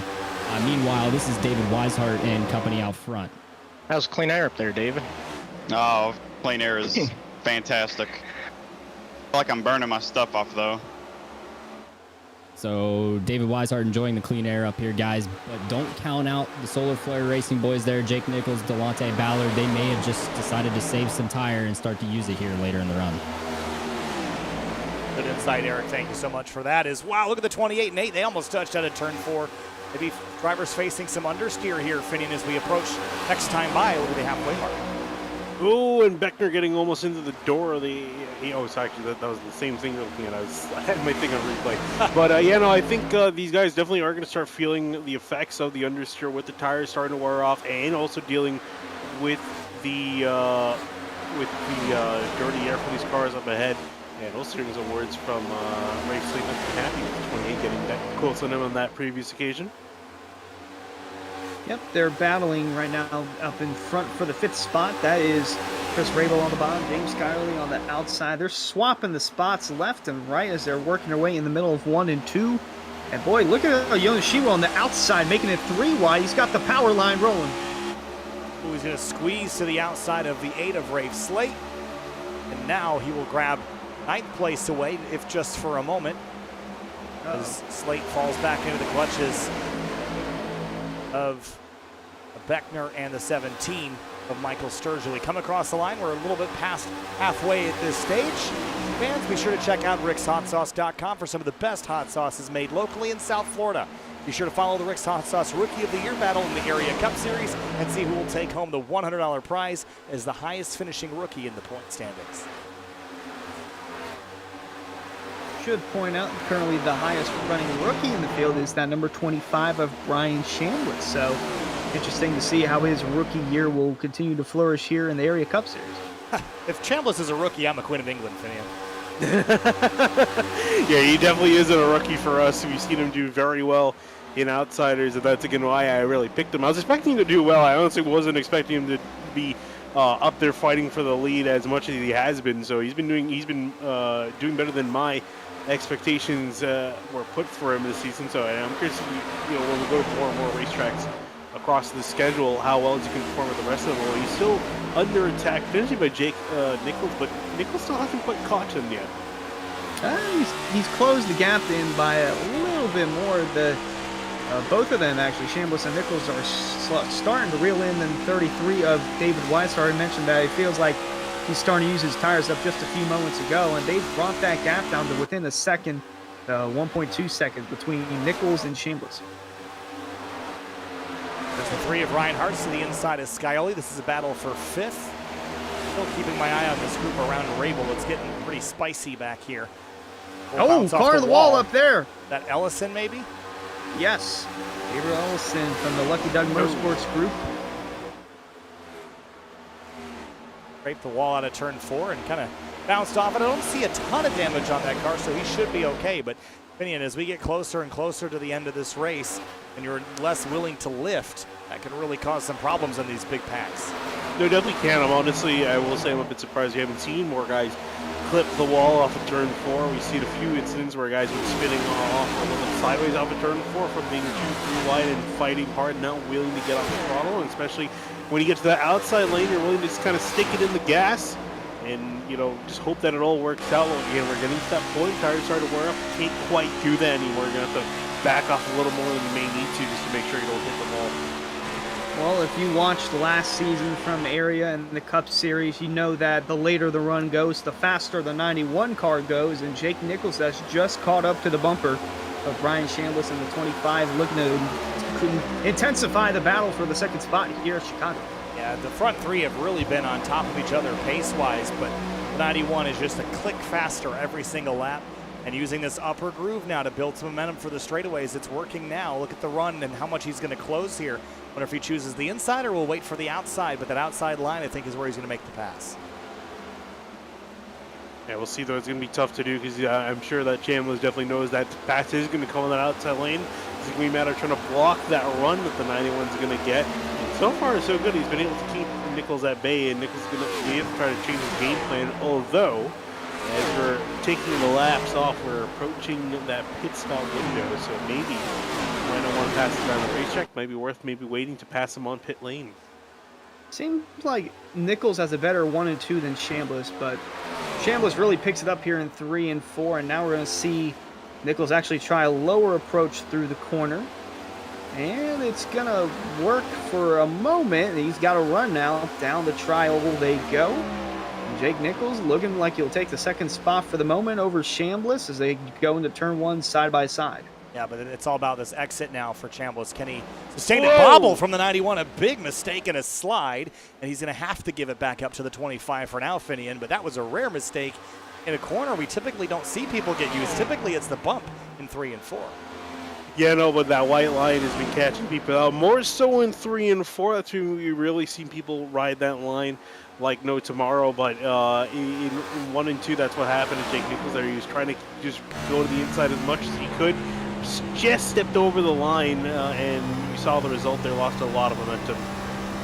He's picking it back up right here, running on the in-car of the 91. Going to look down to the inside now for the second spot. He's got a better run this time over Brian Chambliss as they head down into turn 3 and 4. 25 going to try and keep a run on the outside, but it's not going to be enough. New second place car, it's Jake Nichols. Yeah, Chambliss tried to throttle up mid-corner and did it just a hair too soon. And when he did that, the car pushed up the racetrack just a little bit. That's all it took to let Nichols complete the pass. Still a mess back here. 3 wide in the middle is Beckner. And here's Greg Mitchell in the 2 car. We haven't really talked a lot about him. Started way back in row 16. Yeah, now trying to work his way up through the order. It's been a slow and steady progress for a lot of these guys around here because this pack it keeps expanding and then forming back up again, and some very close quarters there. A bit of a bump, I think, between Mitchell and Sturgill. Yeah, they were playing bumper cars there in the middle of 3 and 4. Yeah, just a little push and a little slide. I think 17 kind of got bogged down and the 2 didn't get out of the throttle enough, and just a little tag mid-turn sent Sturgill sideways, but he did a good job gathering it back up as he's done a couple of times tonight. Here comes the 2 now with a better run into turn 3. We'll see if he can get it this time by as they both go side by side. Battle for 13th between these 2. Outside lane still looking better, but that inside lane almost seems like it's coming back.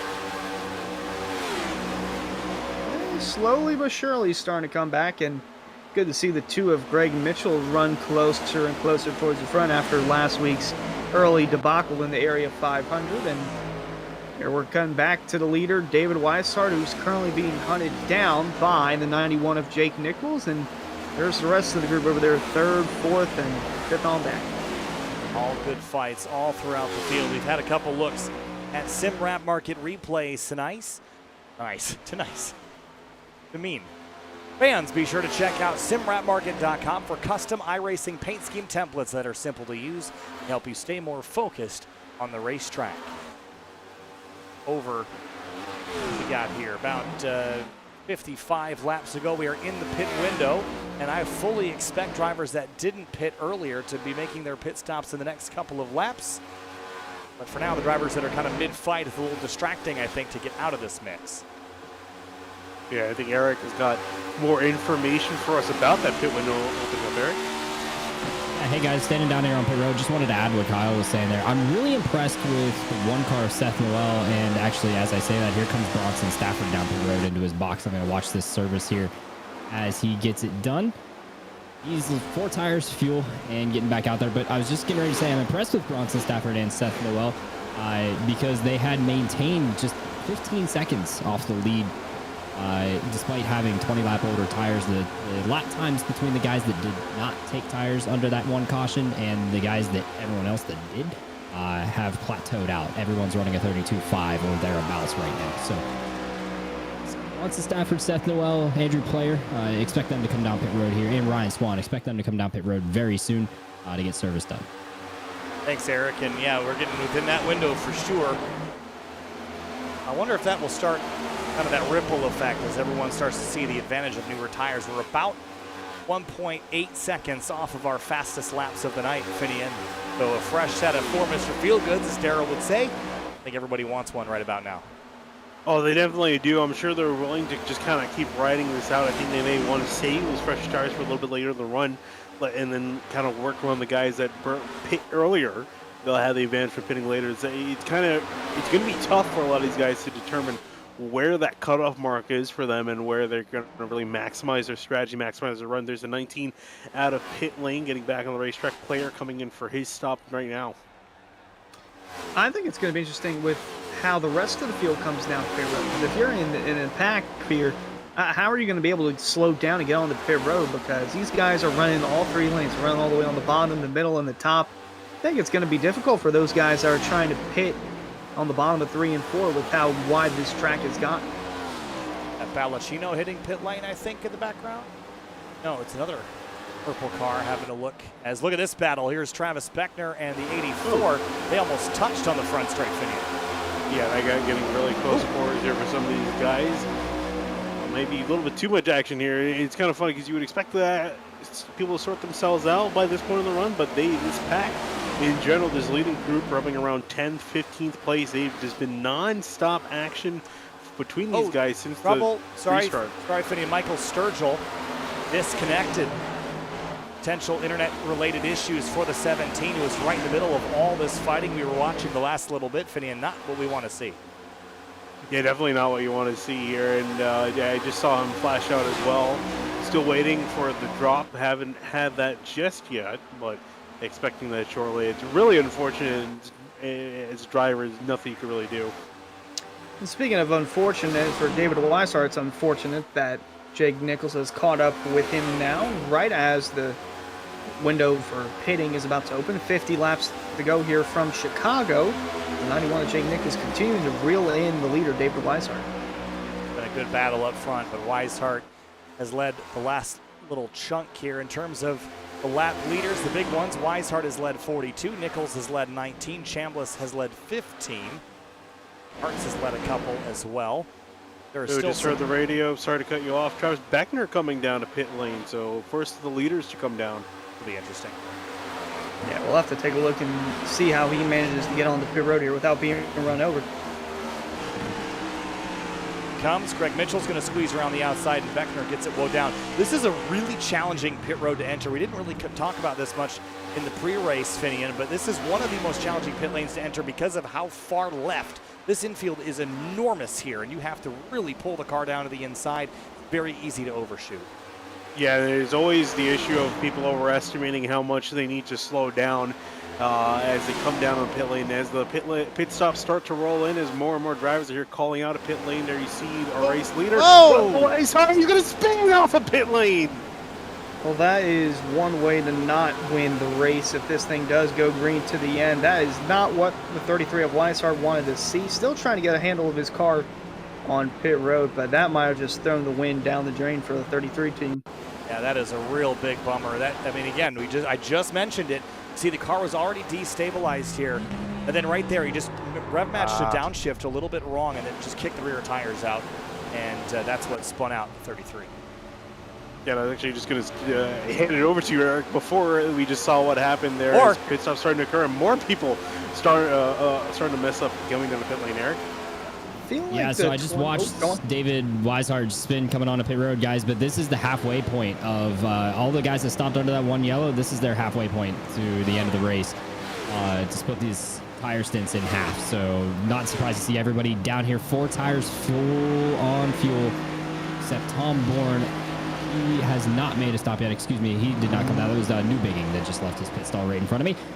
So Tom Bourne expected this time, and the rest of the field, only 10 drivers left on track that have not made their stops. And Chris Rabel in a little bit hot there into pit lane, but I thought he was going to get penalized.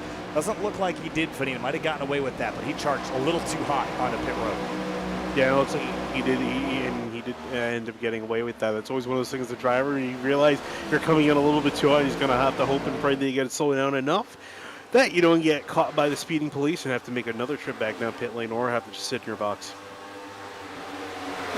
Here's the 33 of David Weisser. I'm not sure if he's going to have a penalty for spinning out after crossing the pit line.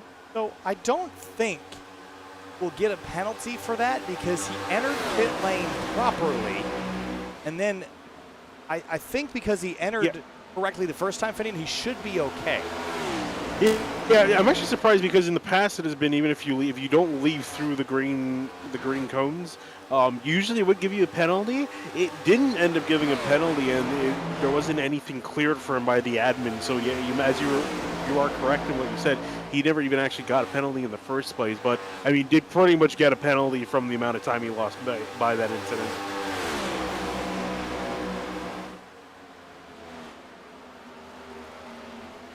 Seventeen cars back out on track. 6 laps down. Not what he needed, Hunter, is that internet discontinuity is going to be kind of drive a stake through the rest of his chances tonight. This should all cycle out to give Jake Nichols about a 3.6 second lead as we approach 40 laps to go.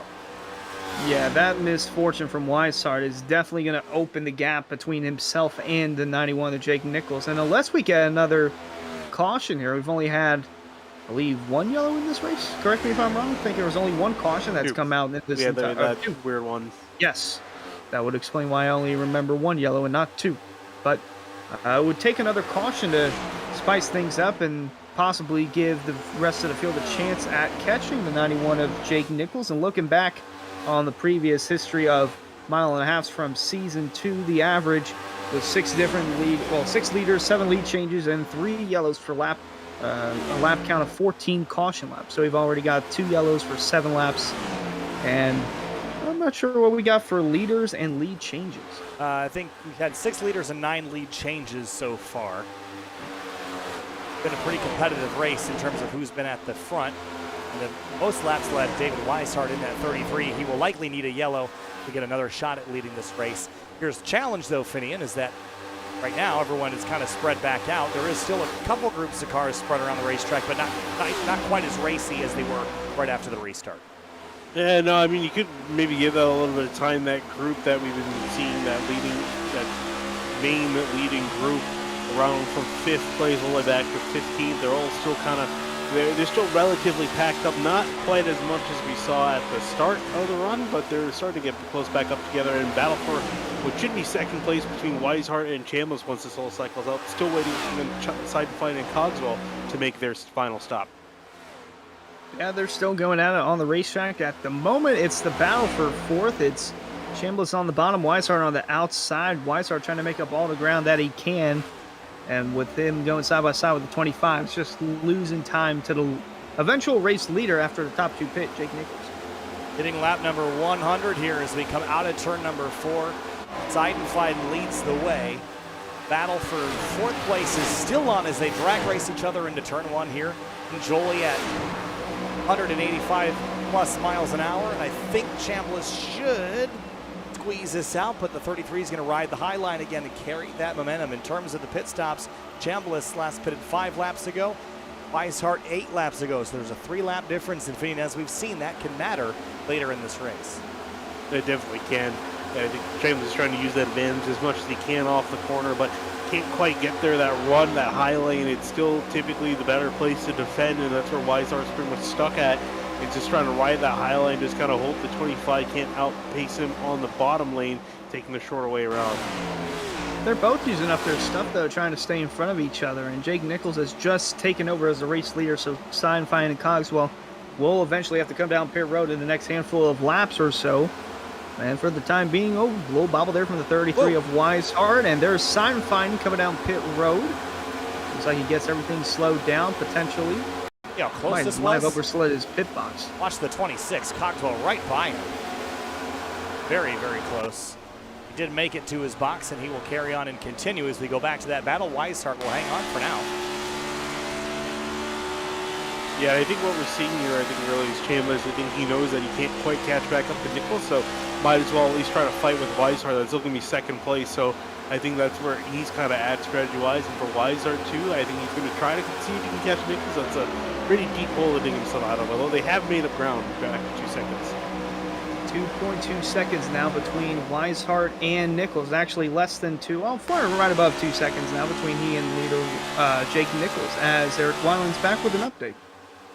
Hey guys, last pit stop right here is coming from Cogswell. You're going to hear him leave in just a moment. This is the last of the 2 drivers that tried to save and hold out for a yellow, Chris Seidenfeld and Jonathan Cogswell. They unfortunately did not catch that lucky yellow, so now swallowing their pride, getting back out there, they'll have a lot of ground to make up here.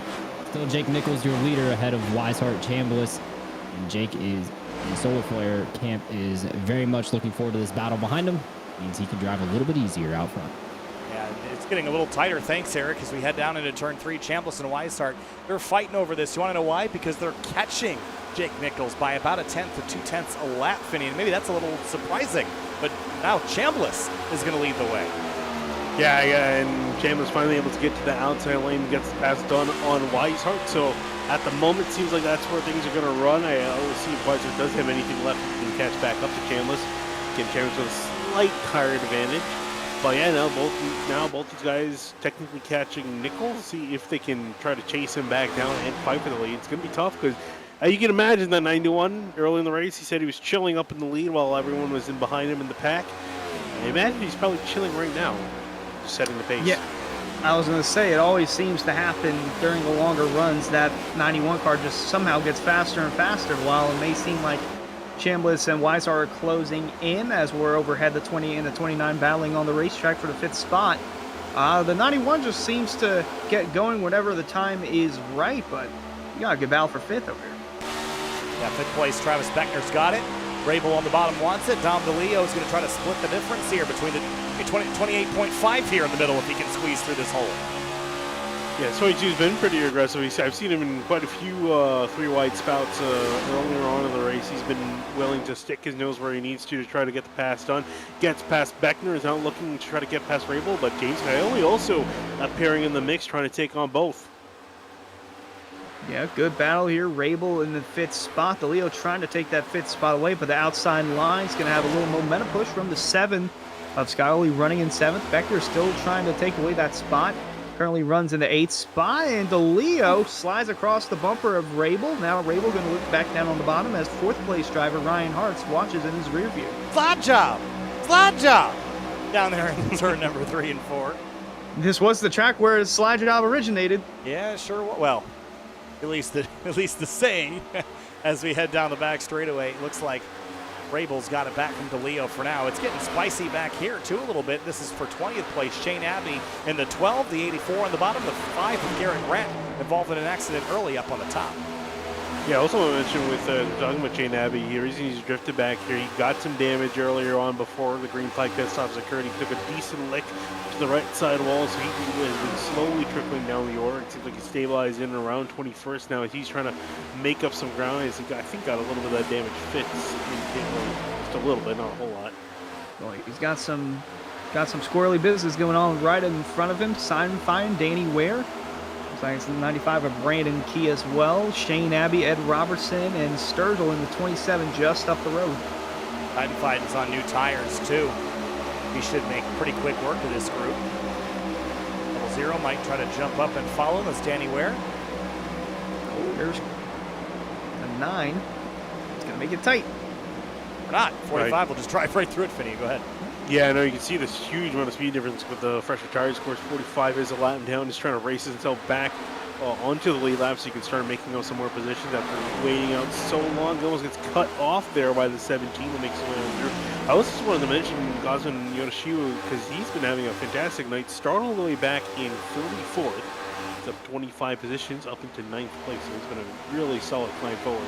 Yeah, and again, he was eliminated pretty early back at Daytona, so good run tonight is what he needs for the points picture. As we have a look at Dom DeLeo now under fire from James Scioli, who's going to drop to the bottom. Scioli has been effectively 7th or 8th place all night long. I'm sure he is just would love to get up into the top 5 and really battle for the top 5 spot. Get by DeLeo and one more to have that shot. Yeah, Scioli is racing side by side with the 22 off into turn 1. As you mentioned, he's been around there all night. He's only moved up one spot back to Mayfield, only up 1 step. As the battle continues inside the top 10, looking back up front, Jake Nichols still hovering around 2 seconds between he and Brian Chambliss over there in the 25, running in the 2nd spot. And once again, in the 3rd spot, seems like every time we're looking at him, he's running 3rd. It's the 33 of David Weisser. They are 3 wide right behind him, though, for position. That was getting really dicey. That is one of the lap down cars, I believe. Is that the 51 of Mark Patterson? Yes, it is. Yep. The 13 of Andrew Player. Those guys are racing for the lucky dog position, hence the aggression.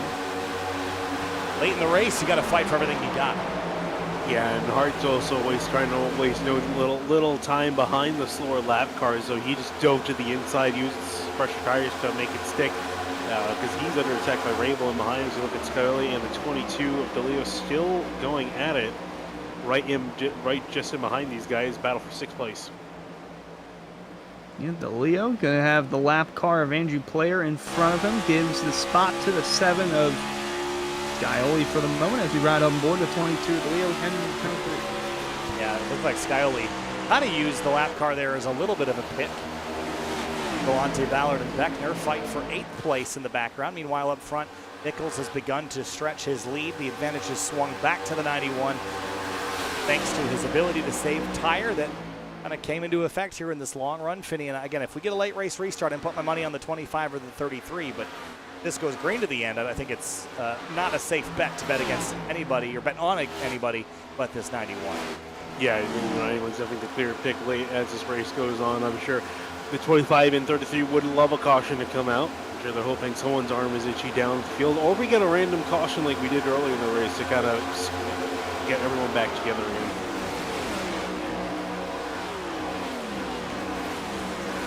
Deeper in the field. Here's Garrett Grant and Brandon Key. Right down here in turn 1. This is one of those tracks, Hunter, that I've seen a couple of times. People just crash into turn 1 because they're coming off the bottom and they just end up hitting where the safer barrier starts to jut out. So that's a pretty common crash we usually see. We haven't seen that yet tonight, but this is one of those places that you just see people hit the wall. I just knocked on wood because you said that. Scared the heck out of me. Thanks for doing that. But, all right. We haven't seen that yet. Yeah, We've exactly. seen them hit the wall coming out of turn 4 and coming out of turn 2. Haven't seen them right on that spot over there just to the right of the ticker. You'll see it right there, that red dot or red line right there. The beginning of the safer barrier throughout the turn. It's not all the way throughout the tri-oval or the front stretch here. And right on board, Jake Nichols, current leader, with nearing 20 laps to go here tonight in Chicago. Now we're getting close to the end of this thing here, and the gap has expanded to 2.5 seconds. But for third place, David Weisser is getting run down, Finney. I was just about to point that out. I was curious about how Weisser was doing in his battle with Rabel, but it's not really a battle with Rabel, it's a battle with Weisser now, as he's really fallen off the pace. And I noticed that there's quite a bit of a gap between himself and Chambliss, but he's just not been doing well this second run in comparison to his other rivals. Now Hart's about to take advantage of that as he gets a really solid run off of turn 4. The 3 trying to take over the 33 as the third car on the track. Weishart's going to come up, and Hartz is going to get it set for the bottom or the middle portion of the track. They roll their way through 1 and 2. That's going to allow the 29 of Chris Rabel to close in as Hartz tries to complete the pass down the back. 3, I think, is going to have it done here in the middle of 3 and 4. Weishart did a good thing to try to defend that and go to the high side, but it isn't going to be enough. It just doesn't quite have the pace here. Come out of turn number 4. 20 laps to go here from Chicagoland Speedway in the Area Cup Series, the second round of the season. Been a pretty competitive one thus far. We've had 2 yellows. Could we get a third here in the closing moments? It's not, I don't think, super likely, but I'm not going to say impossible by any stretch. I think it definitely is a good chance we could get one with guys on older tires trying to stick it out there. They're just trying to hope that a caution or something comes out. So the speed difference there. Also, still got a few lap cars involved in some battles. Looking on through there, you see in 32nd Chris Seidenfeld Dimension, the lap car not really off the pace, is on the going faster than everyone else because he came in so late for his pit stop. So he's still working his way up through the order, fighting along with the leaders. Yeah, it's not been a solid night for the 45 of Seidenfeld. Just trying to make the most out of his night and seems to be caught up in the middle of this. And speaking of in the middle of this, Eric Weiland, what you got for us on pit road? Hey guys, so I got 2 unique stories for you here. Here's just some radio from Brian Chambliss in the 25 right here. I had a battle with Weishart pretty hard there. Don't think I'm going to be able to get to him. He's too good anyways, at least for saving tires. So Brian already was thinking about the battle to the end of the race and whether he could get to Jake Nichols before the end, but looks like the battle with David Weishart to take over second at the time just was a little too much for this 25. He's going to need the help of the yellow here in these last 20 laps if he wants any chance at it. Also, wanted to give you guys an update on the 16 car of Tom Bourne. So Tom is a Sky Motorsports driver, and he is having quite a rough night. It's not one to remember in the history books for the driver in 27th right now, but on Thursday in the Lodgebox Series Daytona race, his GPU and his computer died after he qualified. So he never actually got to run the race, so that really hurts his point situation over there. But his teammate Bronson Stafford helped him get hooked up, ordered a computer. It literally came in this afternoon, just after 2 p.m., and he got it hooked up and got iRacing installed just in time. He doesn't even have Discord yet, so he's not even communicating with his Sky Motorsports teammates, but he was able to make the race tonight. So Tom Bourne, interesting story out here in the number 16. Certainly, and there's lots of these stories all the time. Technical gremlins to fight in the simulator at times, and you don't have tires going down, but you do have GPUs going down. Finney, you wouldn't know anything about that, would you? Nah, totally not. It's not like my GPU was acting up last week and I had to order a completely separate GPU just to get the thing to work. Oh boy. Well, Hunter, at least without you having the sim on your computer, at least you don't have to worry about any of that. But yeah, weight on the shoulders of the competitors can sometimes feel like a lot when you got to get all the stuff installed just in time to make a race that, you know, if you miss one race, you're going to be out of the hunt in the championship most likely. So you've really got to work hard, make sure you make every race, and you're competitive in every race. Despite the 16 only being 27th, at least he's here and picking up points. Yeah, that is insane. I haven't heard of such a thing like that, especially getting a new computer from your teammate over there. That's pretty cool stuff, and just to see him out there, really solid stuff. And speaking of solid, here's the 71 of Douglas Newbigging, part of the Lucky Duck Motorsports. You saw Gabriel Ellison. Michael Sturgill was running inside the top 10 at one point throughout the night, but the 71 slowly starting to come to life as he's right behind the 2 of Greg Mitchell over there in the 13th spot. Closing in on Greg Mitchell in that 12th spot at the moment. Both of these drivers started towards the tail of the field and have now worked their way inside the top 15. The road, a little battle beginning to formulate here. Michael Curhan in the 24 was one of our front row starters. Hadn't really seen or heard much of him since those opening laps, Finian, but here he is battling Beckner for 8th. Yeah, it did seem like he blew, that he had gone through his tires really quickly and just kind of slowly fell on back. We didn't quite see much of him since then. He's been kind of shuffled out and still really caught in a tight battle here for the final spot in the top 10. And so he's trying to catch back up to Beckner, see if he can get back up to 8th, but still been a really solid run regardless of having a top 10 day. Yeah, right behind those two is the 77 of Jacob Bell running in the 14th spot. Haven't talked too much about Jake tonight. He's kept the car out of harm's way. He's about to put it into harm's way, trying to make it 3 wide. He's going to get close to the 2 of Greg Mitchell, but he's going to have a run off the corner. Oh, he scraped the wall just in front of Bell, so maybe he did put his car in harm's way. Yeah, just a little scrape there from the 2. Using up as much tire as he could to try to get that thing to rotate on exit. It did not go. Here comes Alex Weaver into the mix, and it's a 4-horse race for 12th place as we hit the last 11 laps of this race. Fans, be sure to check out areaiRacing.shop for merchandise to represent your favorite driver. Shop from our selection of t-shirts, sweatshirts, hoodies, stickers, and more. areaiRacing.shop. Look at this battle, and Jacob Bell picks up spot over the 2 finally as Alex Weaver now is in the hunt, and so is Danny Ware, another driver Finian we haven't really talked about a lot tonight. It's just coming into the picture. No, I mean, some of these guys just appearing at the end here. See very close battles, very tight battles here as the laps start to wind out. Just about 10 laps to go. And you got Eric up here in there. You got an update for us? The tensions are starting to run high on the racetrack, boys. Even inside of 10 to go, here's radio from Fizikis Motorsports. All right, I don't know if I'm going to be able to hold off Beckner, but I think I can hold off the other guys. I mean, he's not hard to hold off. You just got to put him in bad positions. Well, he's not getting the top. I wouldn't suggest on that because he'll probably end up wrecking you. I did it. Almost wrecked me, but he didn't. Yeah. I mean, not on purpose. He just doesn't know how to drive a race car, so he'll do it on accident. So the Fizikis Motorsports camp not happy with the 28. I got a quote from Cosman where he said that Travis Beckner is Leroy Jenkins out there on the racetrack right now trying to send it with just 10 laps to go. Wow, no love lost there. Finian, we only got a couple laps left. This isn't Daytona, but certainly people's tempers are flaring like a plate race. I was going to say the tempers are flying like we're at Martinsville with the way these guys. I mean, remember when we went to Martinsville across whole 3 There's a lot of angry drivers out of there. So can't wait till we head to another short track. I'm sure these guys are definitely going to hate each other by the time we get to that point. But yeah, Beckner, I mean, hey, if it's been working, it's been working. He hasn't got, whoa, as I say, they came wrecking loose off of turn 2. Almost turn off the nose of Michael Curran, who's going to work to his inside. That could have been a caution right there. Well, if he can win the Area 500 and he doesn't know how to drive a car, then I don't know what that says to the rest of the field. What a burn. I think this race tonight has been like the antithesis of Valentine's Day. It's everyone just sending each other hate mail instead of chocolates and love letters.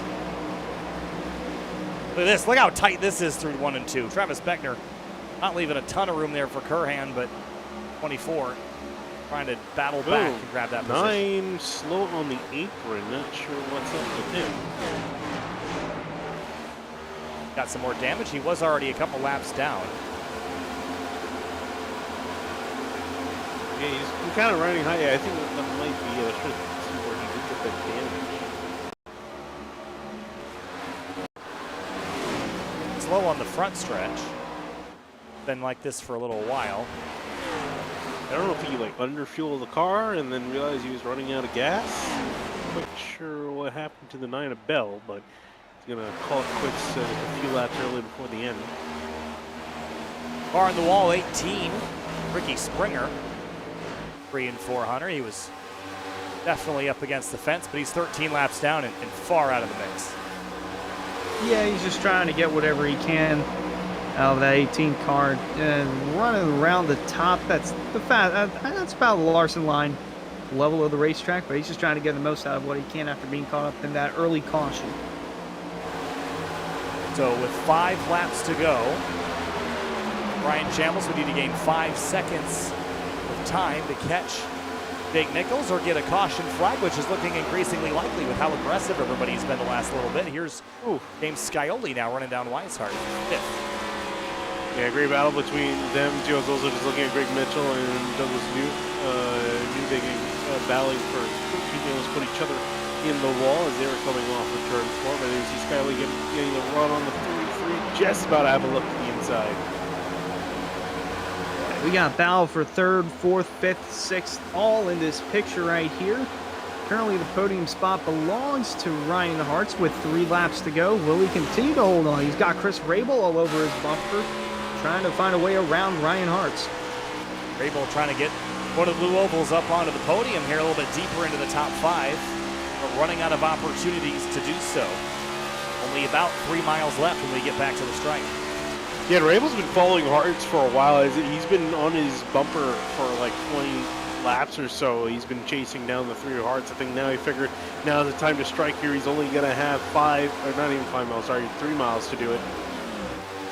Really solid night from the 29 and keeping it real esports. Their highest driver in the field looking to take a podium position here at Chicago. Trying to find his way around the 3 of Hartz.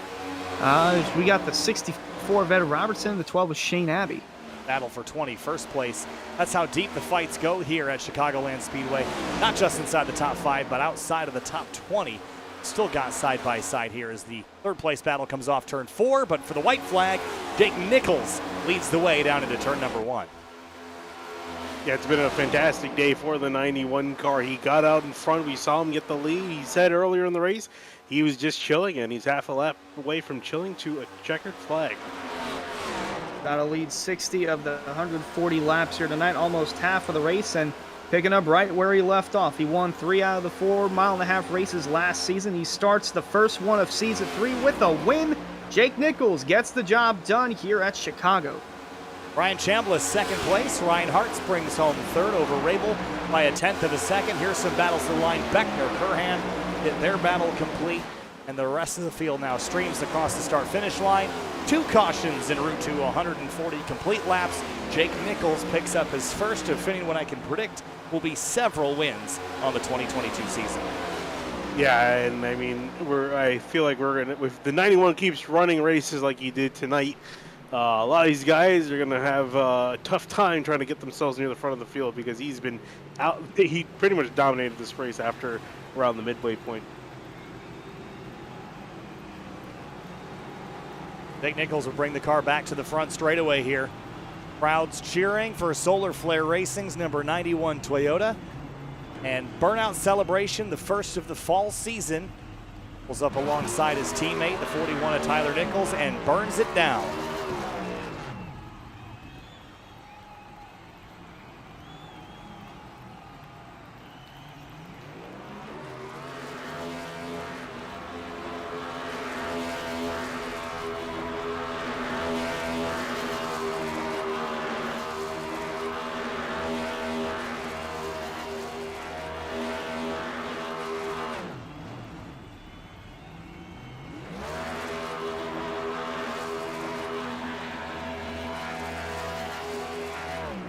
All right.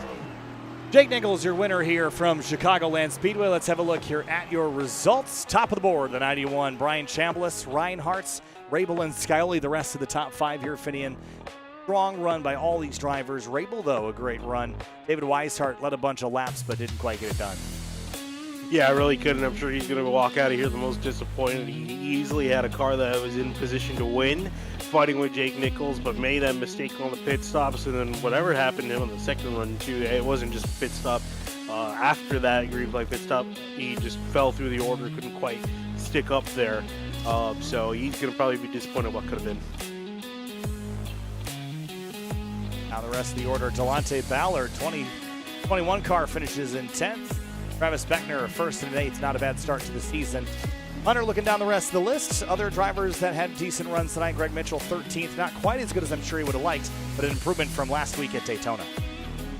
Yeah, definitely a really solid run for them in really most of this entire group, because 11 through 15, they were pretty much battling all the way up to the checkered flag from very earlier on in the race. They were having a fantastic spout for position, and all came across through in one piece. Jacob Bell, I think he's going to be probably disappointed the most out of the guys just inside that top 20, because he was pretty much nowhere. Started in 10th, finished back in 16th. Other drivers that had disappointing nights, I think Seiden Fiden, Brandon Key, Brandon Zimmerman, all drivers that I think would like a better run at next week. And then here's some drivers that had real bad nights. Matthew Bell, Michael Sturgill. Sturgill was having such a good run, Finney, and it all fell apart late in the race. Yeah, we were missing some more guys on the list. Alan Bellacino finished all the way down in 38th. That was Hunter's pick to win this race. And I think he definitely had a solid case for that up until that first wreck happened and the 70 was involved. And also Bryce Sinizak, too, finishing all the way dead last in 42nd. Wayne Culberson as well. Let's have a look, or a chat with, I should say, our 3 top runners. Ryan Hartz, 3rd place in the number 3. Ryan, congratulations. A strong run tonight, top 5. Battling there with Chris Rabel there at the end. You're able to hang on. Take us through it. Yeah, man. Wow, I can't believe I got a top 3 out of that. Overall, it was a really, really fun race. I never ran Next Gens on this track before, and I was excited about it. I didn't really get a lot of practice in, so I was kind of nervous about it. But yeah, started on pole. I was surprised about that, and I was just trying to save most of the race, especially the first half. But I just kept getting freight trained, so I had to go hard. And I didn't think I was saving that much, but I think I had one of the best sets of tires in the long run tonight. And I was catching Brian at the end there. But what a battle with Chris. I mean, I was around him all night. My arms hurt, my hands hurt, my legs cramping right now. The off season took a toll on me apparently. But yeah, I can see in that broadcast right now he's breathing down my neck. So yeah, it was a fun race. I can't believe that I was able to pull off the top 3. Ryan, congratulations. A really strong run tonight. We go road racing next week at Sonoma. Your thoughts on the old Sonoma Cup course? You think you could do well there too? Thanks for reminding me, Kyle. I'm not really a road course ringer, but hey, I don't want to say that, to be honest, because I did really good in the truck race at the Roval last season. I think it was the second to last race, but I don't know. Well, I like Sonoma. Sonoma's pretty fun, so we'll see how that goes. And just want to thank everybody at JBR for all their hard work. Jordan wasn't here tonight, but we all had good communication. Me, Jacob, and Ed. So I want to thank those guys. Thank you guys for doing the broadcast, and thanks for Rick's Hot Sauce for coming on board as always. All right, Ryan. Hey, congratulations. We'll see you at Sonoma next week. Good luck. Thanks, guys. Moving on now to Brian Chambliss. We've seen before here, he's a rookie this season, which we had a little bit of a giggle about, Brian, but certainly not a rookie-level performance tonight. A second-place run after starting in 9th, led laps this evening. What'd you need to run down that 91? I don't know, grip hacks or something. I don't know. Jake's so good there. But man, oh man, is it fun in area, just to have a great run. It's first night here.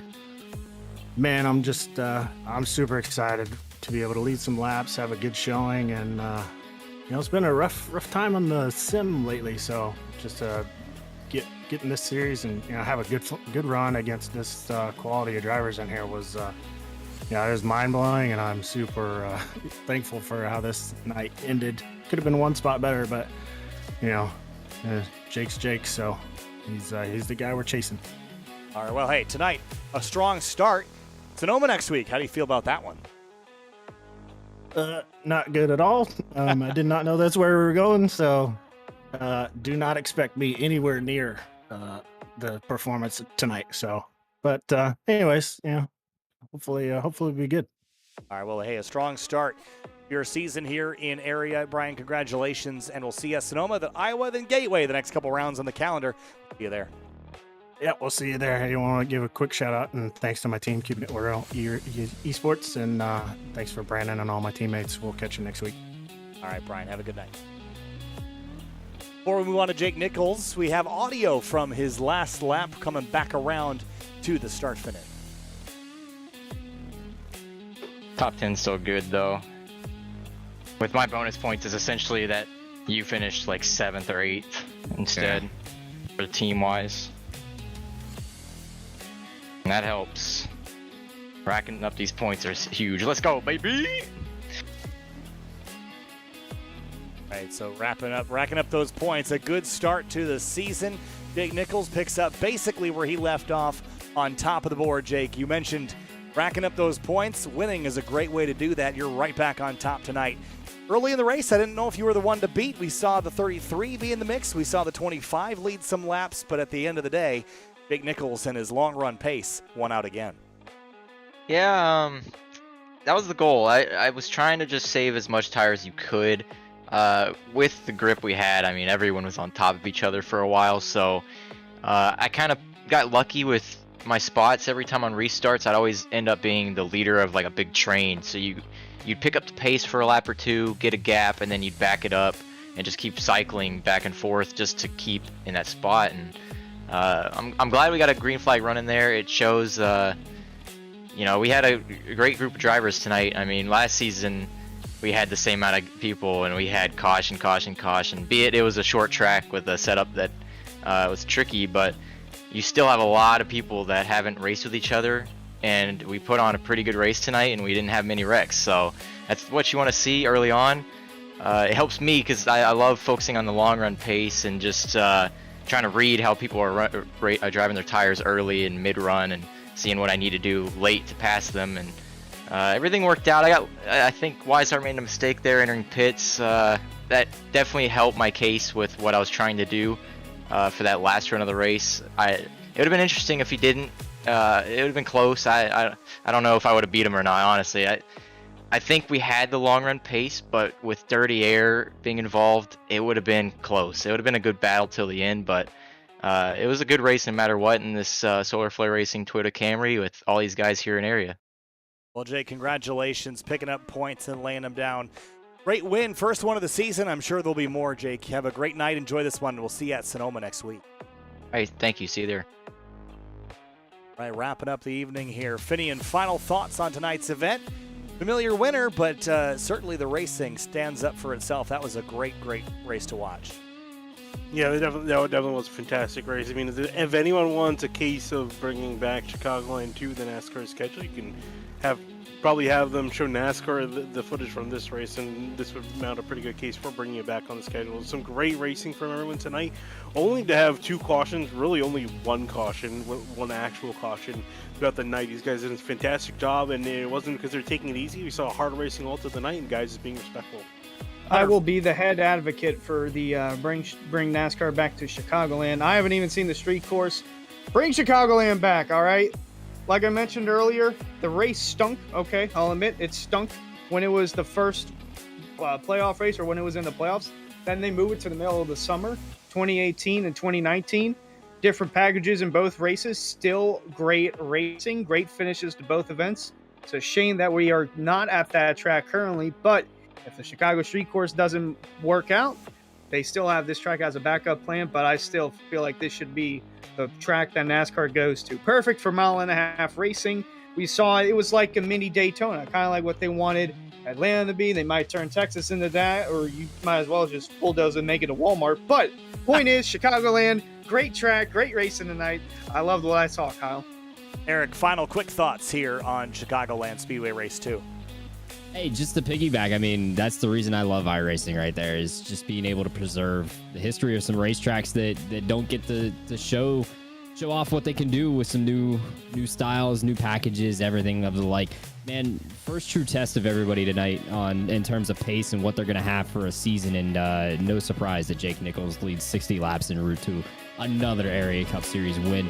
But some exciting players that have joined the battle: Chris Rabel, Brian Chambliss. I'm excited to see what these guys can pull off throughout the rest of the season, Kyle. But just thankful you guys putting up with the pit reporting again for another week, and looking forward to the rest of the season. Sonoma next week, left and right turns, another true test to see how good these guys are on the road courses. Gonna be a fun one. It'll be a blast. Sonoma Raceway next week. We go right and left next week in California. We'll see you there. Kyle Heyer, Hunter Sleppy, Finney DeCuna, and Eric Wineland. See you next week.